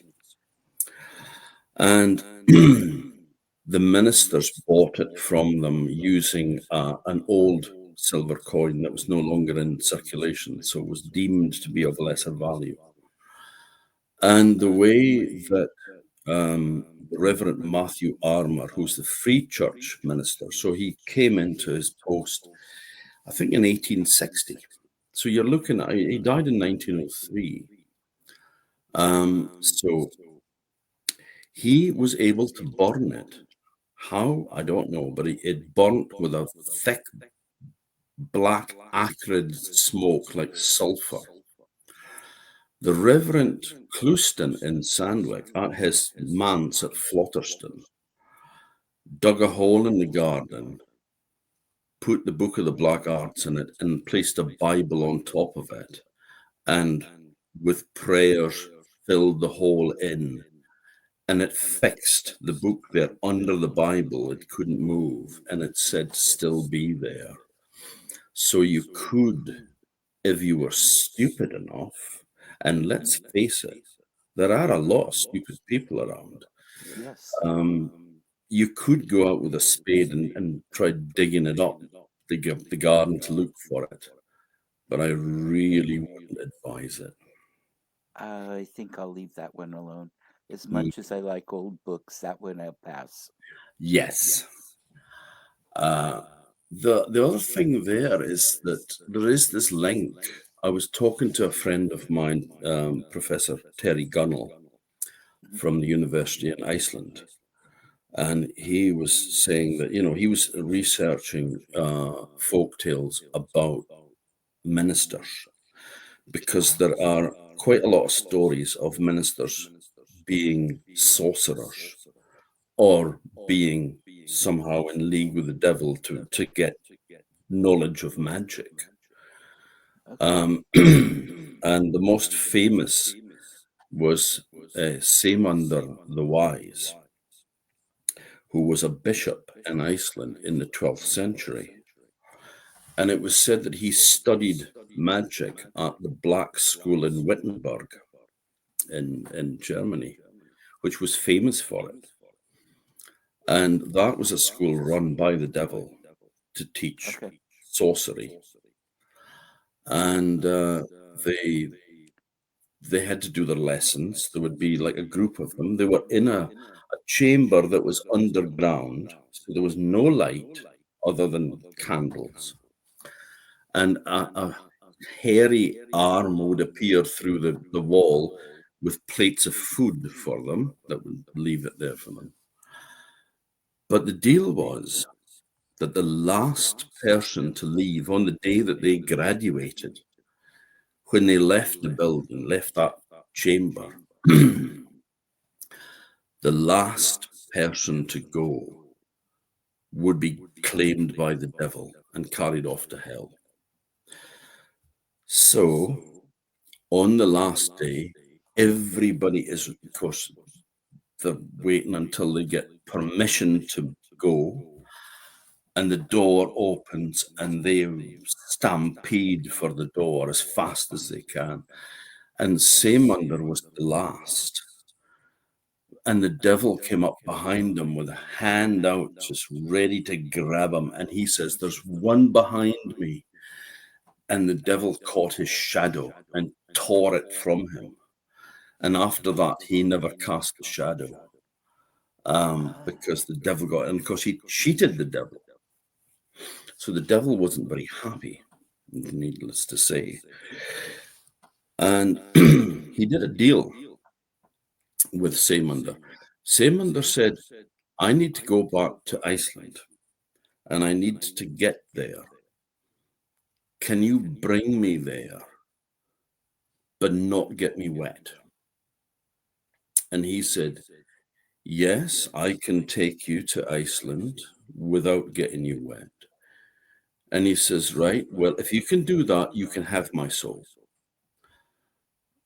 But if I so much as get wet feet, then you have to work for me. And so the deal was done, and the devil turned himself into the shape of a huge seal. And Saymunder rode on his back all the way up the North Sea and into the North Atlantic and over to Iceland. And when he was just about on the shore, Saymunder produced a Bible and smacked the seal over the head with the Bible. And the seal sank into the sea, and Saymunder went down with it and managed to get ashore because he was just right on the shore anyway, but he was wet, which was the point. And so after that, he was always able to summon up a demon if he needed anything done. And so, yeah, there's lots of those kind of stories around.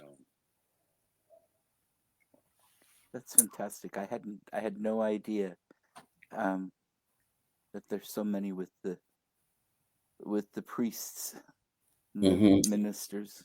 Yeah, and usually it's because they were people who were highly respected. Yeah. And so thought that they could beat the devil. They were more than a match for him.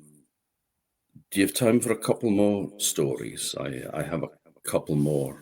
I do. I wonder if we can take a very fast, quick break. Yeah. So, everybody, excuse me. And me as well. My messy house. We'll be back.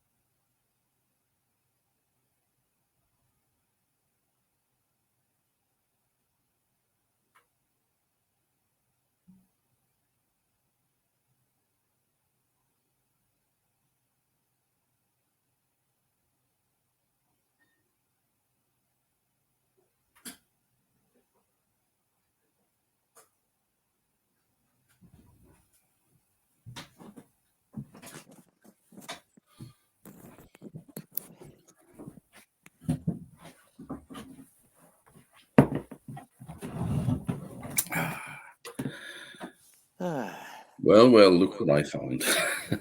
Oh, I like your thinking. Yes, it's just a small one. That's. I may have to have one later. I have to drive yet today, so I'm not going to. Yeah. Well, it's almost midnight here, so. Yeah, it's almost 4 here, but I really appreciate you staying on. And what's not to love? You know, I mean, I enjoy this. I don't know whether you people are fed up with it by now, but I like it. I have two powerful stories, I would say. Okay. And the one has got a story behind the story. Around 2004, 3 or 4, I was involved with an EU project when we were still in the EU. Sore Point in Scotland. Yes. We as part of a project with Nordic countries that had Icelandic sagas. And it was about promoting cultural tourism through the sagas and through storytelling.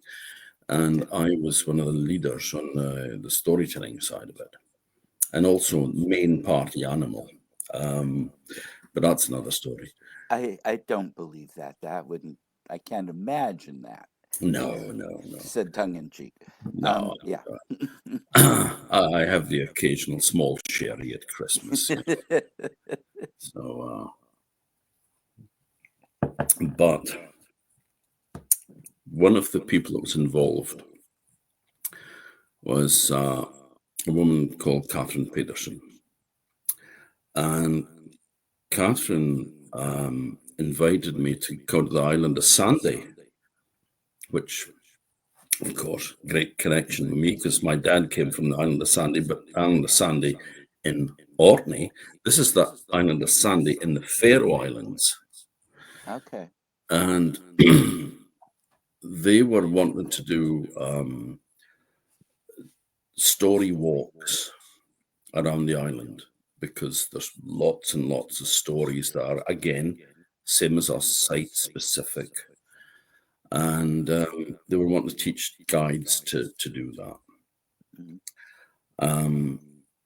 But as one of these nights, that we were there, we were taken down to a small village called Sander, which is the name of the beach next to where my dad came from in Sandy. All the same place names. And Sandy in Orkney is called Sandy because it is virtually entirely made of sand. And a great place for shipwrecks because you can't see it. It's so low.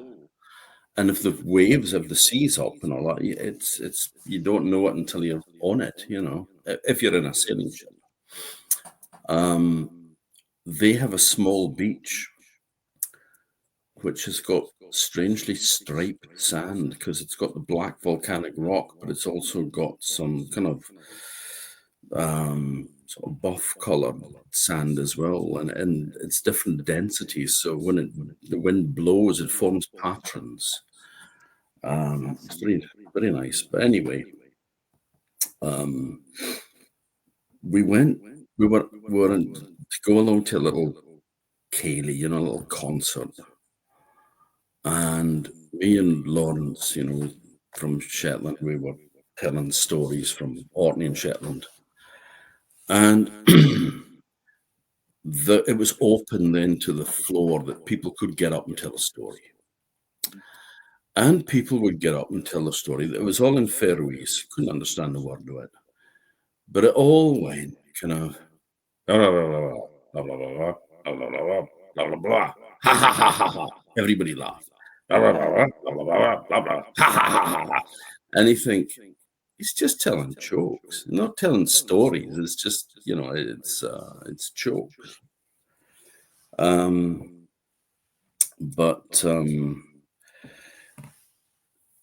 then this old woman got up and she told a story and the whole place fell silent. And I swear to you, there was like an electricity in the air. There was a crackle. And you knew that you were in the presence of something pretty damn special. Couldn't understand the word of it, of course. And I said to Catherine, right, and she goes, I'll tell you when we get back. we didn't say this during it, of course. You would never, No. somebody's coming up there and telling an incredible story, obviously, and everybody's rap. You're not going to be talking over that. But when she was finished, she said, "What was the story?" And she says, "Tell you when I get back." So we ended up going back to our place, and I got a bottle of Highland Park, Orkney whiskey, popped the lid, threw it away because it had no more use for it. And the three of us sat down with drams, and I said, "What was the story?" And she told me this one, and it is just, it's dark, I have to say. It's a pretty, can be kind of harrowing.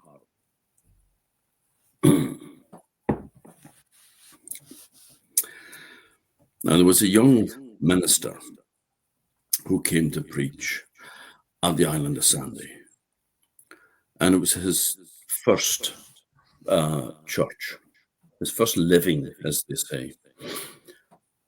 And he arrived there, and he was a man that had a high opinion of himself. And he was preaching there the one day, and he was looking around at his new congregation, and his eyes fell on one young woman, and she was beautiful. And he thought, maybe it's about time I was thinking of taking a wife. But of course, I have to be careful, because I am a very important man. I am the minister here on the island. So I have to make sure that this young woman, if she is available, is of good family, good character. I can't marry anyone that doesn't have a good character or comes from a family that does not have a good reputation. I'm an important man, and it's just, I have to be careful. So he made some discreet, maybe not that discreet, inquiries about this young woman, who she was and her family, and he heard the same story from everyone. She was lovely, and her family were devout churchgoers. They were kind, benevolent people, always helped their neighbours. They were good people in every sense. And he thought, well, maybe I could do her the honour of marrying her. So the one Sunday, as people were leaving the kirk and they were shaking hands, she came along, of course, and he said, "Would you mind waiting for me for a moment?" "Of course," she said. So when all the congregation left, he said to her, "As you know, I'm new on the island. I don't really know my way around here, and I wondered if you could maybe show me around, be my guide." And she said, "Well, of course, I would love to." So she took him around the island to the beach that gave it its name, with its stripy sand, up to the cliffs with a sheer drop down to the sea, down to the footstep of the giant that is embedded in a rock there, where he jumped from one headland to another. Maybe the minister didn't like that story too much, but anyway, they had a good time together, and they enjoyed each other's company. And again, he arranged that he would meet her, and they went for a walk again. And after a while, he asked her if she would marry him. And she said she would. Now, the wedding was being prepared. There was great excitement. And of course, the girl herself was excited. It was her wedding day. It was something that she had thought about and looked forward to since she was a little girl. And so it was something that was really special, of course. But there was a problem. You see, she had a fear. She had a great fear. And that fear was childbirth. She'd heard stories of women dying with babies stuck in their wombs, screaming their last, and the pain involved, and it terrified her. She was absolutely terrified of the thought of having a baby or maybe dying, because back in those days, childbirth was a dangerous time, and a lot of people, babies and mothers, did not make it. Now, it was the night before the wedding, and she was lying in bed. She couldn't sleep. She was so worried about thinking about the possibility of childbirth, and she was scared. She was really, really scared. But late on in the night, she fell asleep, and it was a fitful sleep. But she had a dream.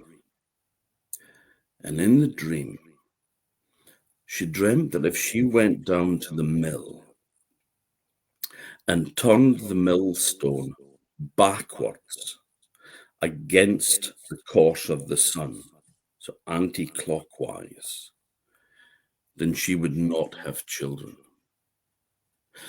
The dream seemed so real that she got out of bed and she threw a coat over herself, and she went down to that small mill, and she turned the quernstone backwards against the course of the sun. And as she did so, she heard from between the stones a crack, and then there was a second and a third. She carried on turning the quern, but there was no more sounds came from it. So she went home, went back to bed, and for the first time in ages, she fell into a sweet, deep sleep.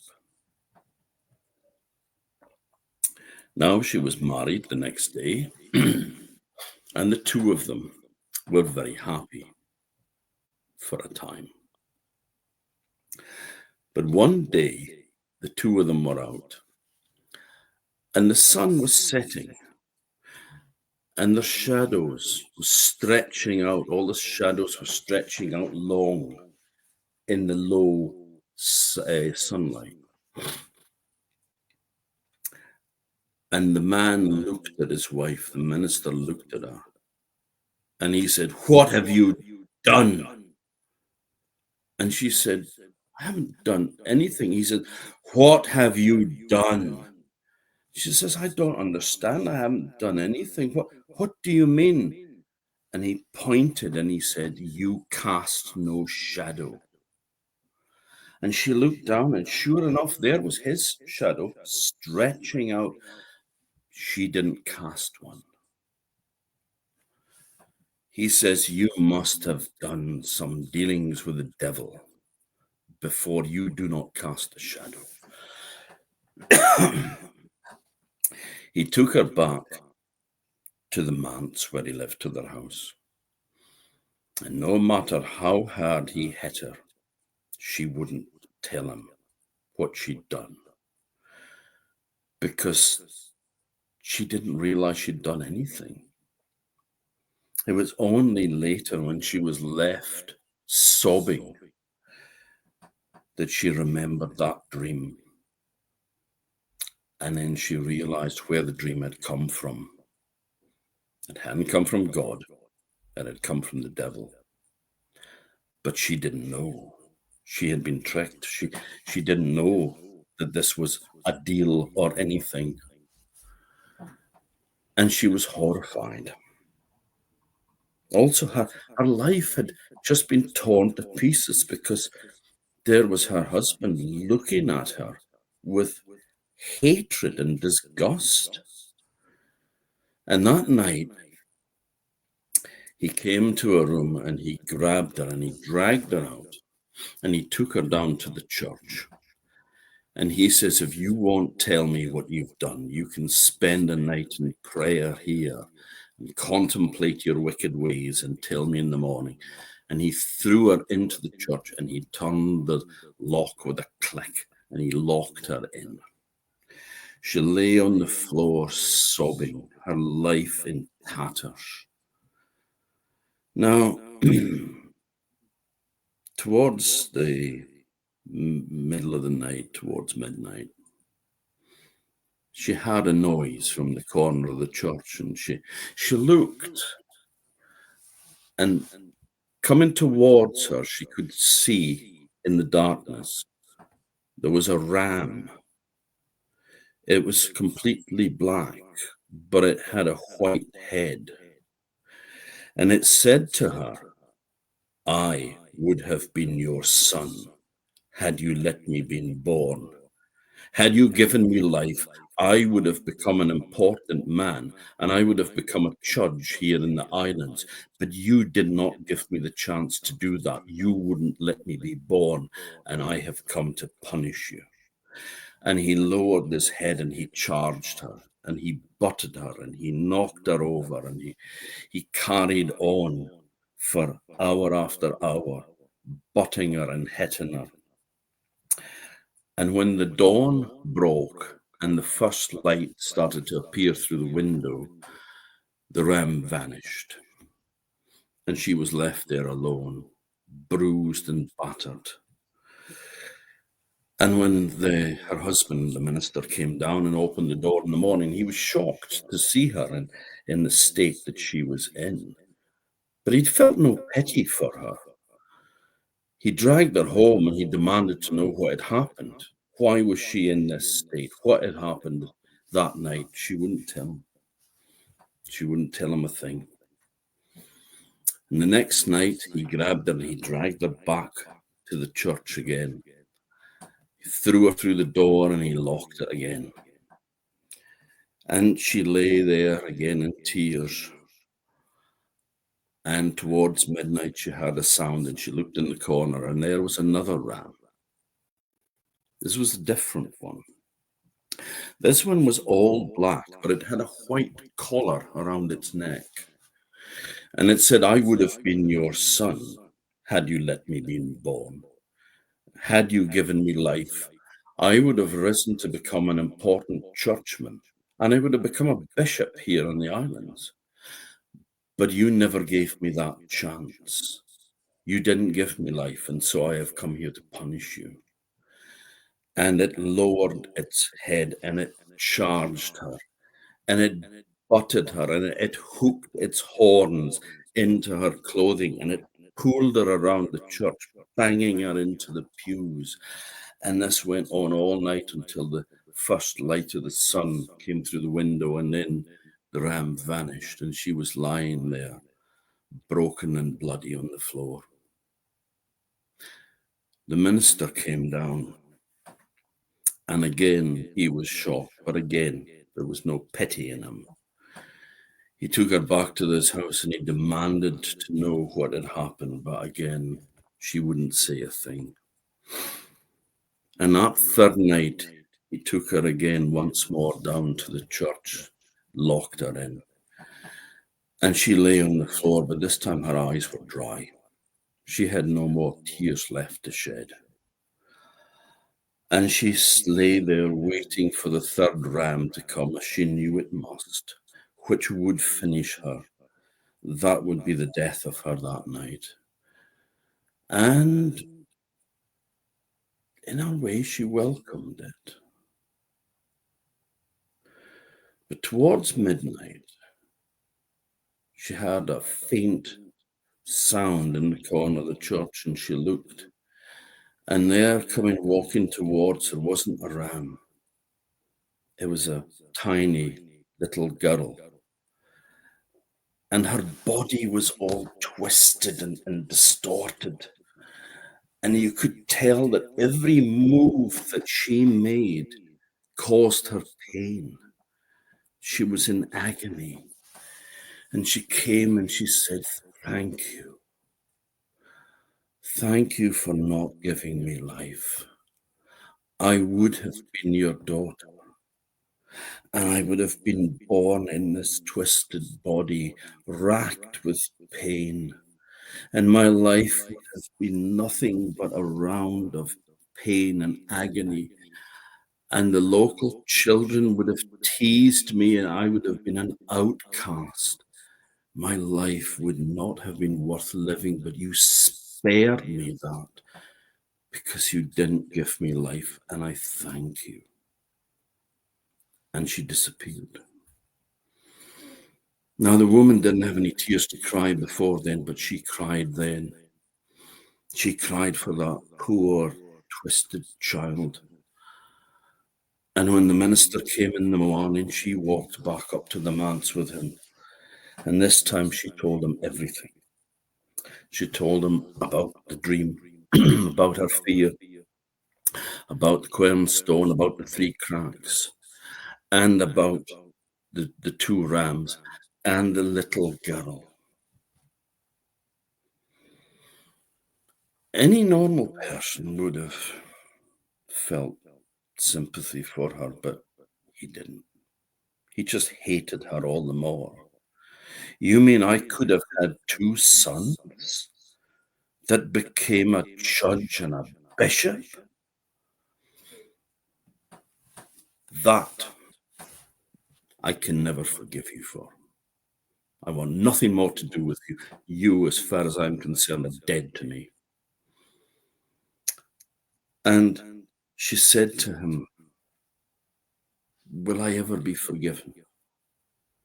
Will I ever be forgiven in this life or the next? And he said, no, not from me, you won't. You will never be forgiven from me. And in the next life, you will be forgiven. And he pointed to her shoes that were below the bed, and he says, you will be forgiven when red and white roses grow out of those shoes. And he turned around and he walked out the door, and he never saw his wife alive again. She died that night, more of a broken heart than a broken body. But the minister refused to go and see her. He also refused to conduct her funeral service. They had to call for another minister to come from a neighboring island to come and conduct the ceremony. Now, the weather turned, went bad, and the wind sprang up, and it wasn't safe to put a boat out from another island and cross over to Sandy. And so the minister coming to conduct the service was delayed. A week passed. The wind still blew. He couldn't get there. Another week passed. Still he couldn't get there. The 3rd week eventually ended with the wind dying down.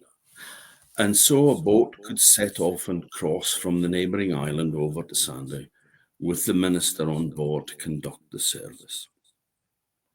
Confused that the husband of the deceased was the actual minister, but I just thought that maybe he was just so upset that he couldn't do it. But anyway, they had to get things prepared for the funeral, and the men came with the coffin, and they were told the body is upstairs, or the remains, as they always said, the remains is upstairs in the bedroom at the top of the stairs. And so the men came up. Of course, the minister never went up. Now, the men had just gone up the stairs and into the room when suddenly there was a cry. There was a shout for the minister. Reverend, come and see this. So he went up the stairs, rather against his will, and he went through the door of the room. And there were the men, confused and ashen-faced, and they were pointing to the floor, and they said, look down there. And under the bed where his wife lay dead, there was her shoes. And where the laces had been through the lace holes, there was now red and white roses, showing that she had been forgiven by a higher authority than him. So it's a bit of a bit traumatic. I have been known to shed a tear while telling it.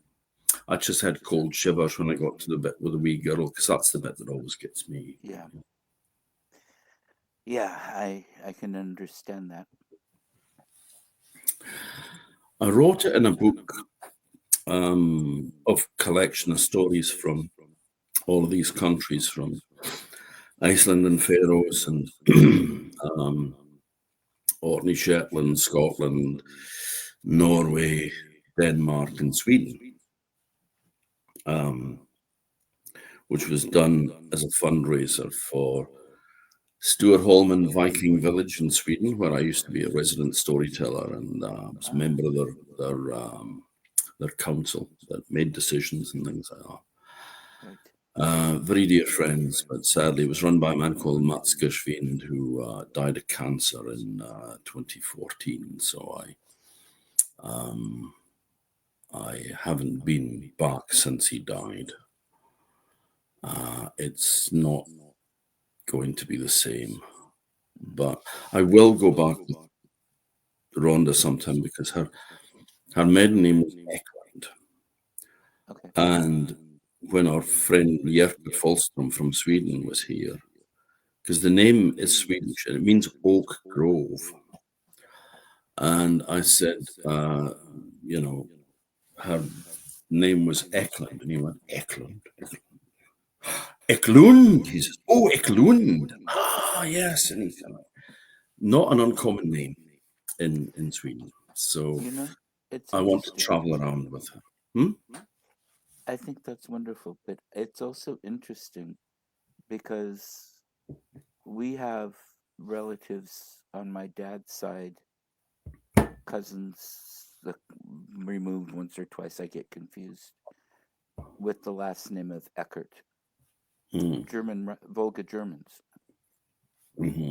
Well, Ek would be oak. Okay. I would imagine it would be the same. Yeah. Tree names are not uncommon in Sweden, which is kind of not surprising when you consider how much trees there are there. A very dear old friend of mine was Professor Bo Almqvist from Uppsala, but he was the director of the folklore department in University College Dublin. Okay.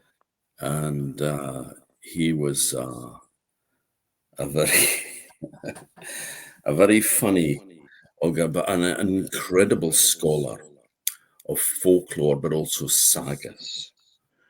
And we met in 1997 and became friends. And once was snowed in at my house with him and Lawrence Tulloch.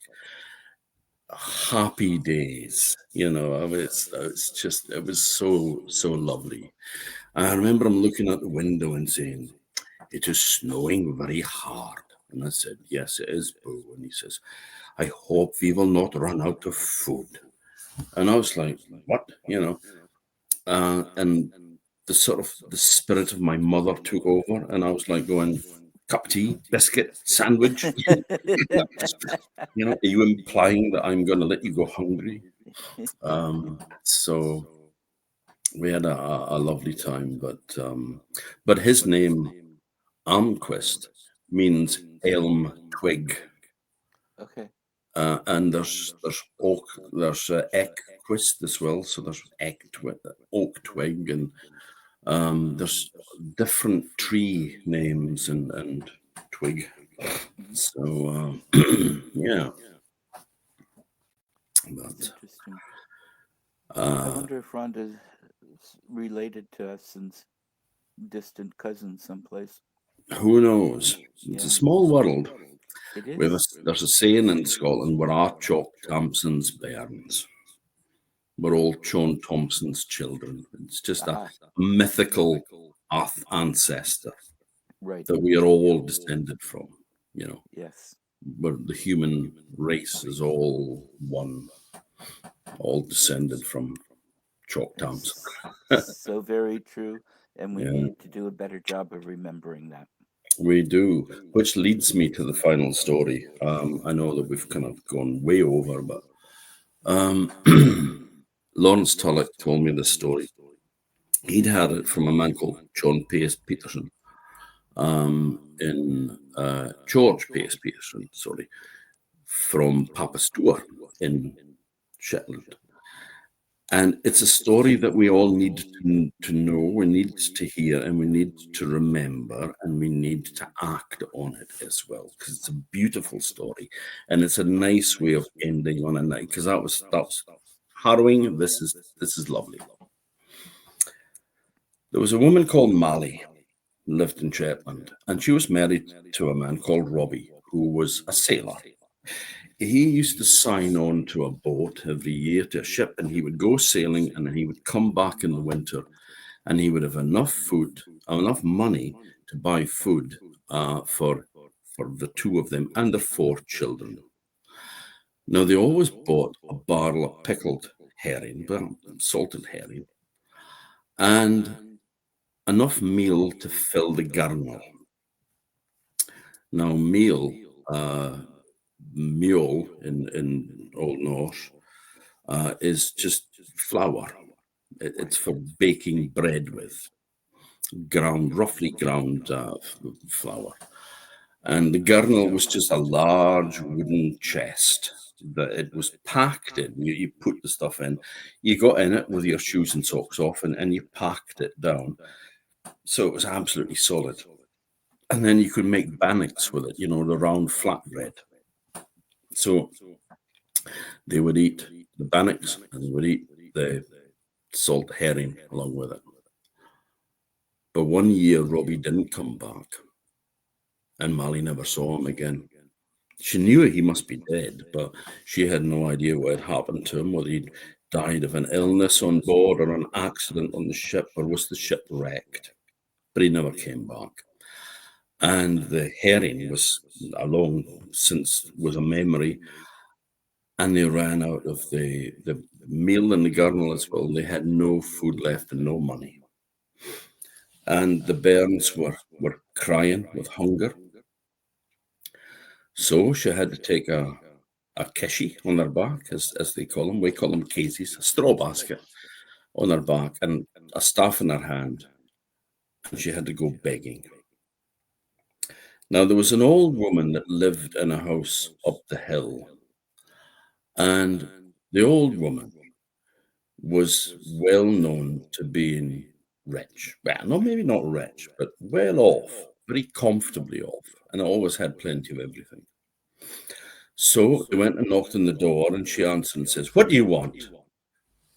And Mally says, "Look, I'm really sorry that it's come to this, but my man's been lost at sea, and I'm left here with four small bairns, and I have no food for them." I mean, the oldest was a boy, was about 12. She says, "We've got no food. The bairns are greeting with hunger. Could you see your way clear to giving us something to eat?" Now, the boy peeped in behind the old woman, where she was standing. He looked into the house, and he could see the press. The press was a big tall cupboard, shelves in it, that he kept the food in. And he could see in that press that there was plenty of bread and butter and jam and cheeses, and there was hams and puddings and all sorts of things. And he was thinking, I wonder what we'll get. We'll get some get some bread and ham, or some of that jam, or some cheese. And he was wondering, his mouth's watering. And the old woman looks at her and she says, "I'm a poor old woman. I've got nothing to spare for the likes of you." And she slammed the door in her face. Now, Molly and the bairns were walking down the hillside, and the oldest boy, like I said, he was about 12, so he didn't want his mother to see him cry like a bairn. But the tears were running down his cheeks. And he said, did you see that? Did you see what that old woman had in the house there?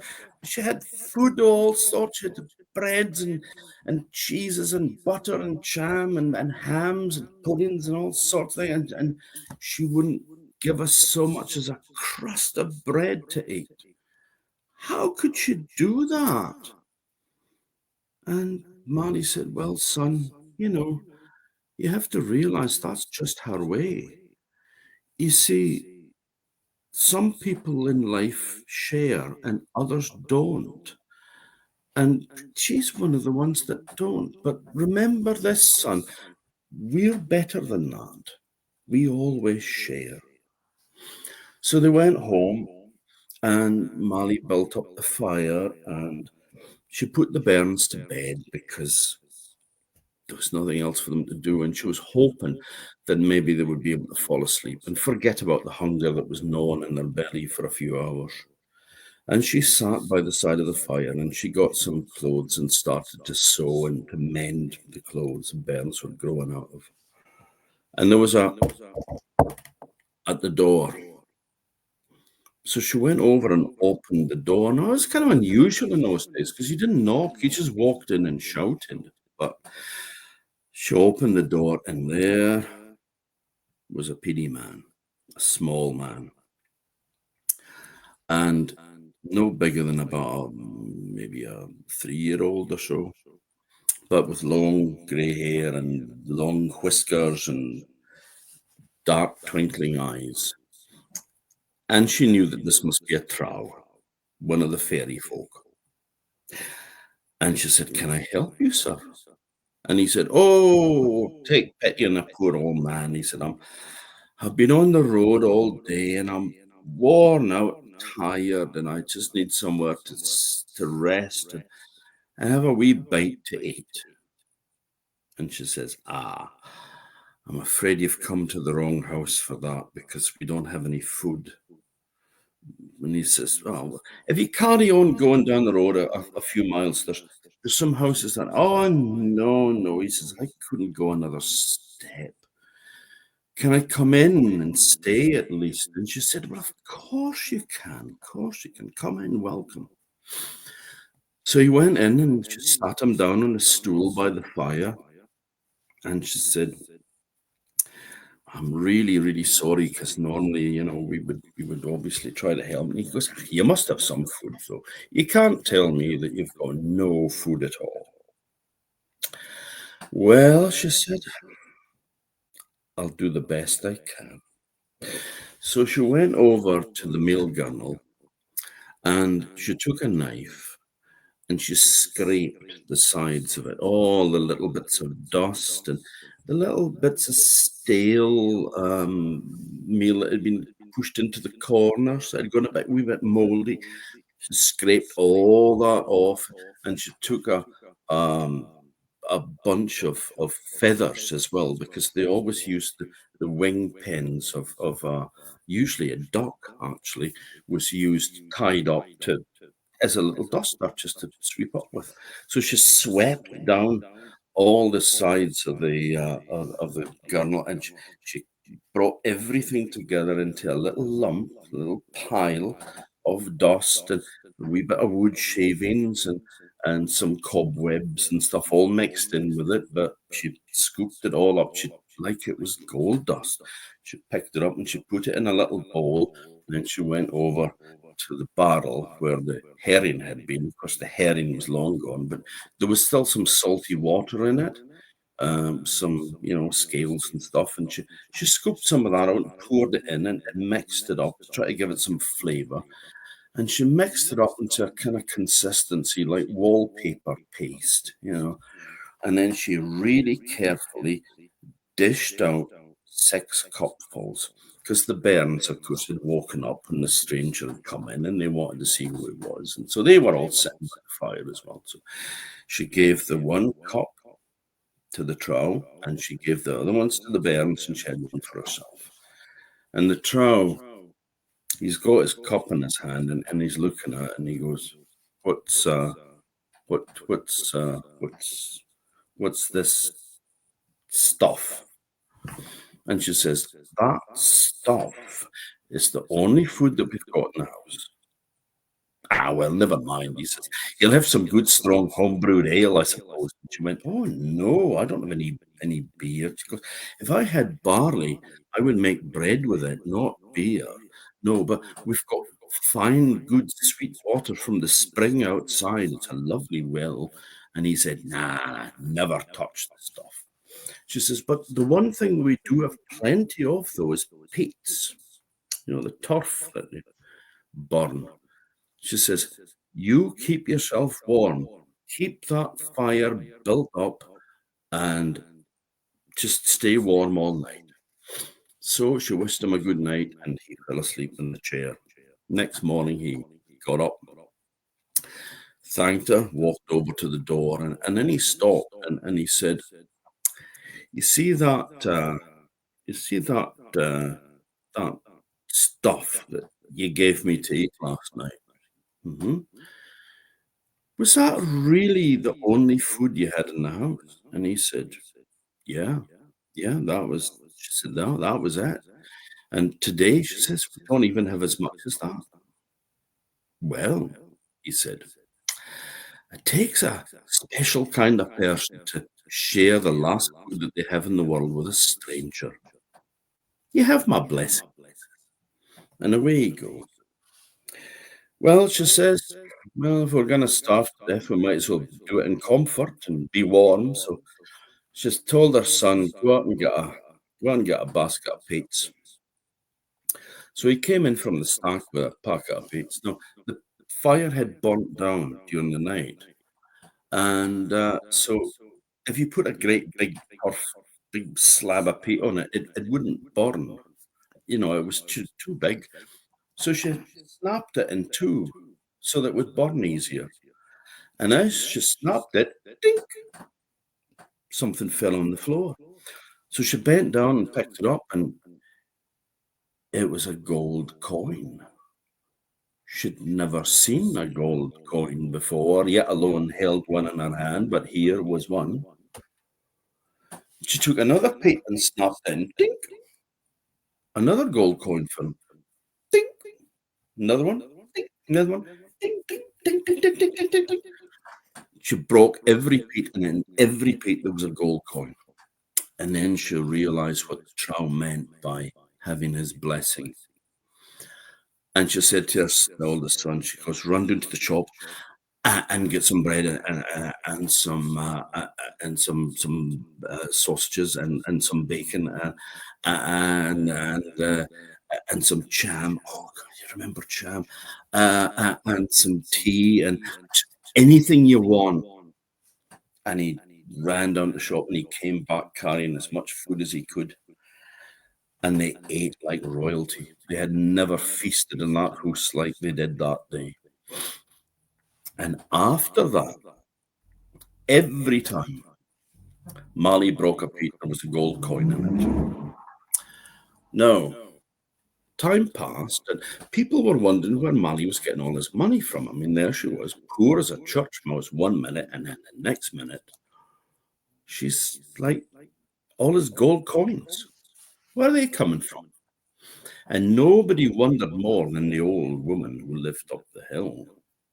So she went down one night and spied on Molly, and she could see Molly snapping the peats and the gold coin falling out of them. And she thought, ha, that's your trick, is it? She said, Trowie money, I bet. Well, I should have some Trowie gold as well. I deserve Trowie gold. I'm a poor old woman. I deserve that too. I'm entitled to that. I should have some. So she waited that night, looking down at the wee cottage that Molly had. And when the lights went out, she went down to Molly's peat stack. And she had a keshy on her back as well, straw basket, and she filled it with peats, carried it up to her house, tipped it on the floor, went back down, another basket up, tipped out, another one. She went back and forth all night until it started to get near dawn, and she was worried that she might be spotted. So she went back to her cottage, and then she said, right, now it's time to get rich. So she took a peat and she snapped it and squeak. It wasn't a gold coin that fell out of it, it was a mouse, a live mouse, which scuttled away into the corner. She said, a dud. I'll try another one. Squeak. Another mouse. Squeak. Squeak. Squeak, squeak, squeak, squeak, squeak, squeak, squeak. Every peach she broke had a mouse in it. Now the mice all gathered in the corner, and they said, "Well, we don't know about you boys," said the one who was the self-appointed leader of the mice. Said, "Well, I don't know about you guys, but I'm hungry. I wonder what there is to eat here." Oh, look, there's a press, and it's full of bread and cheese and butter and hams and jam, and so they swarmed over the press and they ate everything. Every scrap of food she had in the house was eaten by the mice. And then they started eating the house itself. All her furniture had holes in it, the curtains, the skirting boards, the whole house, all her clothes, everything was eaten. And she ended up with nothing. And so she had to take the kishie on her back with the holes in it stuffed with dried grass because the mice had been at that as well, and a well-nibbled staff in her hand. And she went to Molly's house and knocked at the door. Now, the youngest boy answered the door, and when he saw the old woman standing there, he says, "What do you want?" And she said, "Oh, take pity on a poor old woman.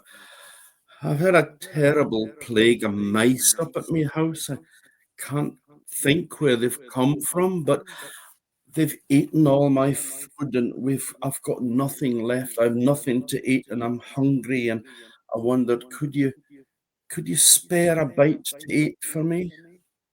And the boy looked at her and he said, "Old woman, I'll give you exactly what you gave us when we were hungry and in need.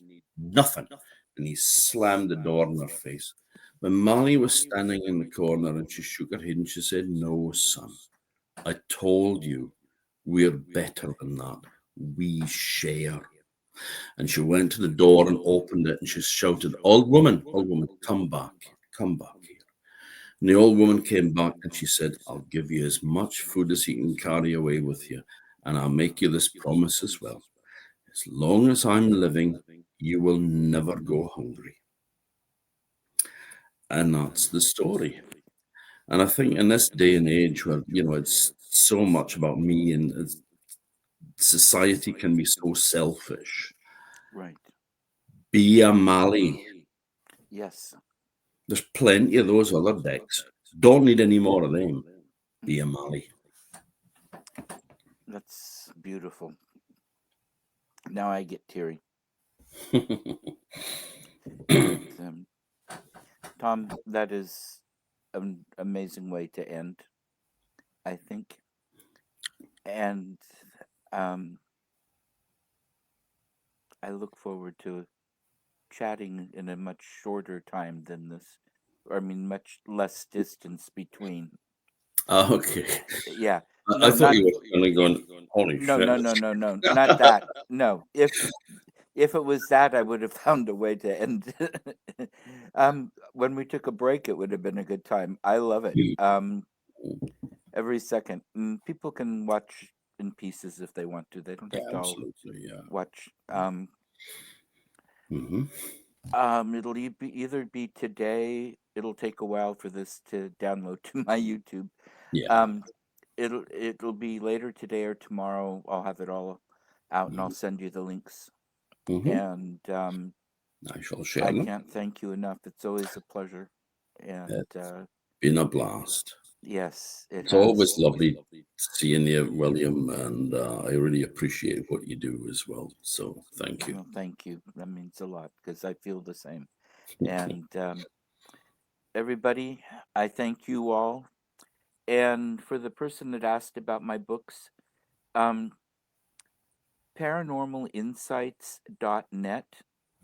You can go and there, and I think one of the few things that still work on my website because I can't figure out how to get in it anymore. Um, our links to the books. There's a self-published copy in color and a black and white that I went through a publisher with in Scotland, a small one. But if you don't have success with that, get a hold of me at william@paranormalinsights.net. And so, Kelly, hopefully you'll hear that, and I'll type it in later too. So, anyway, thank you again so much.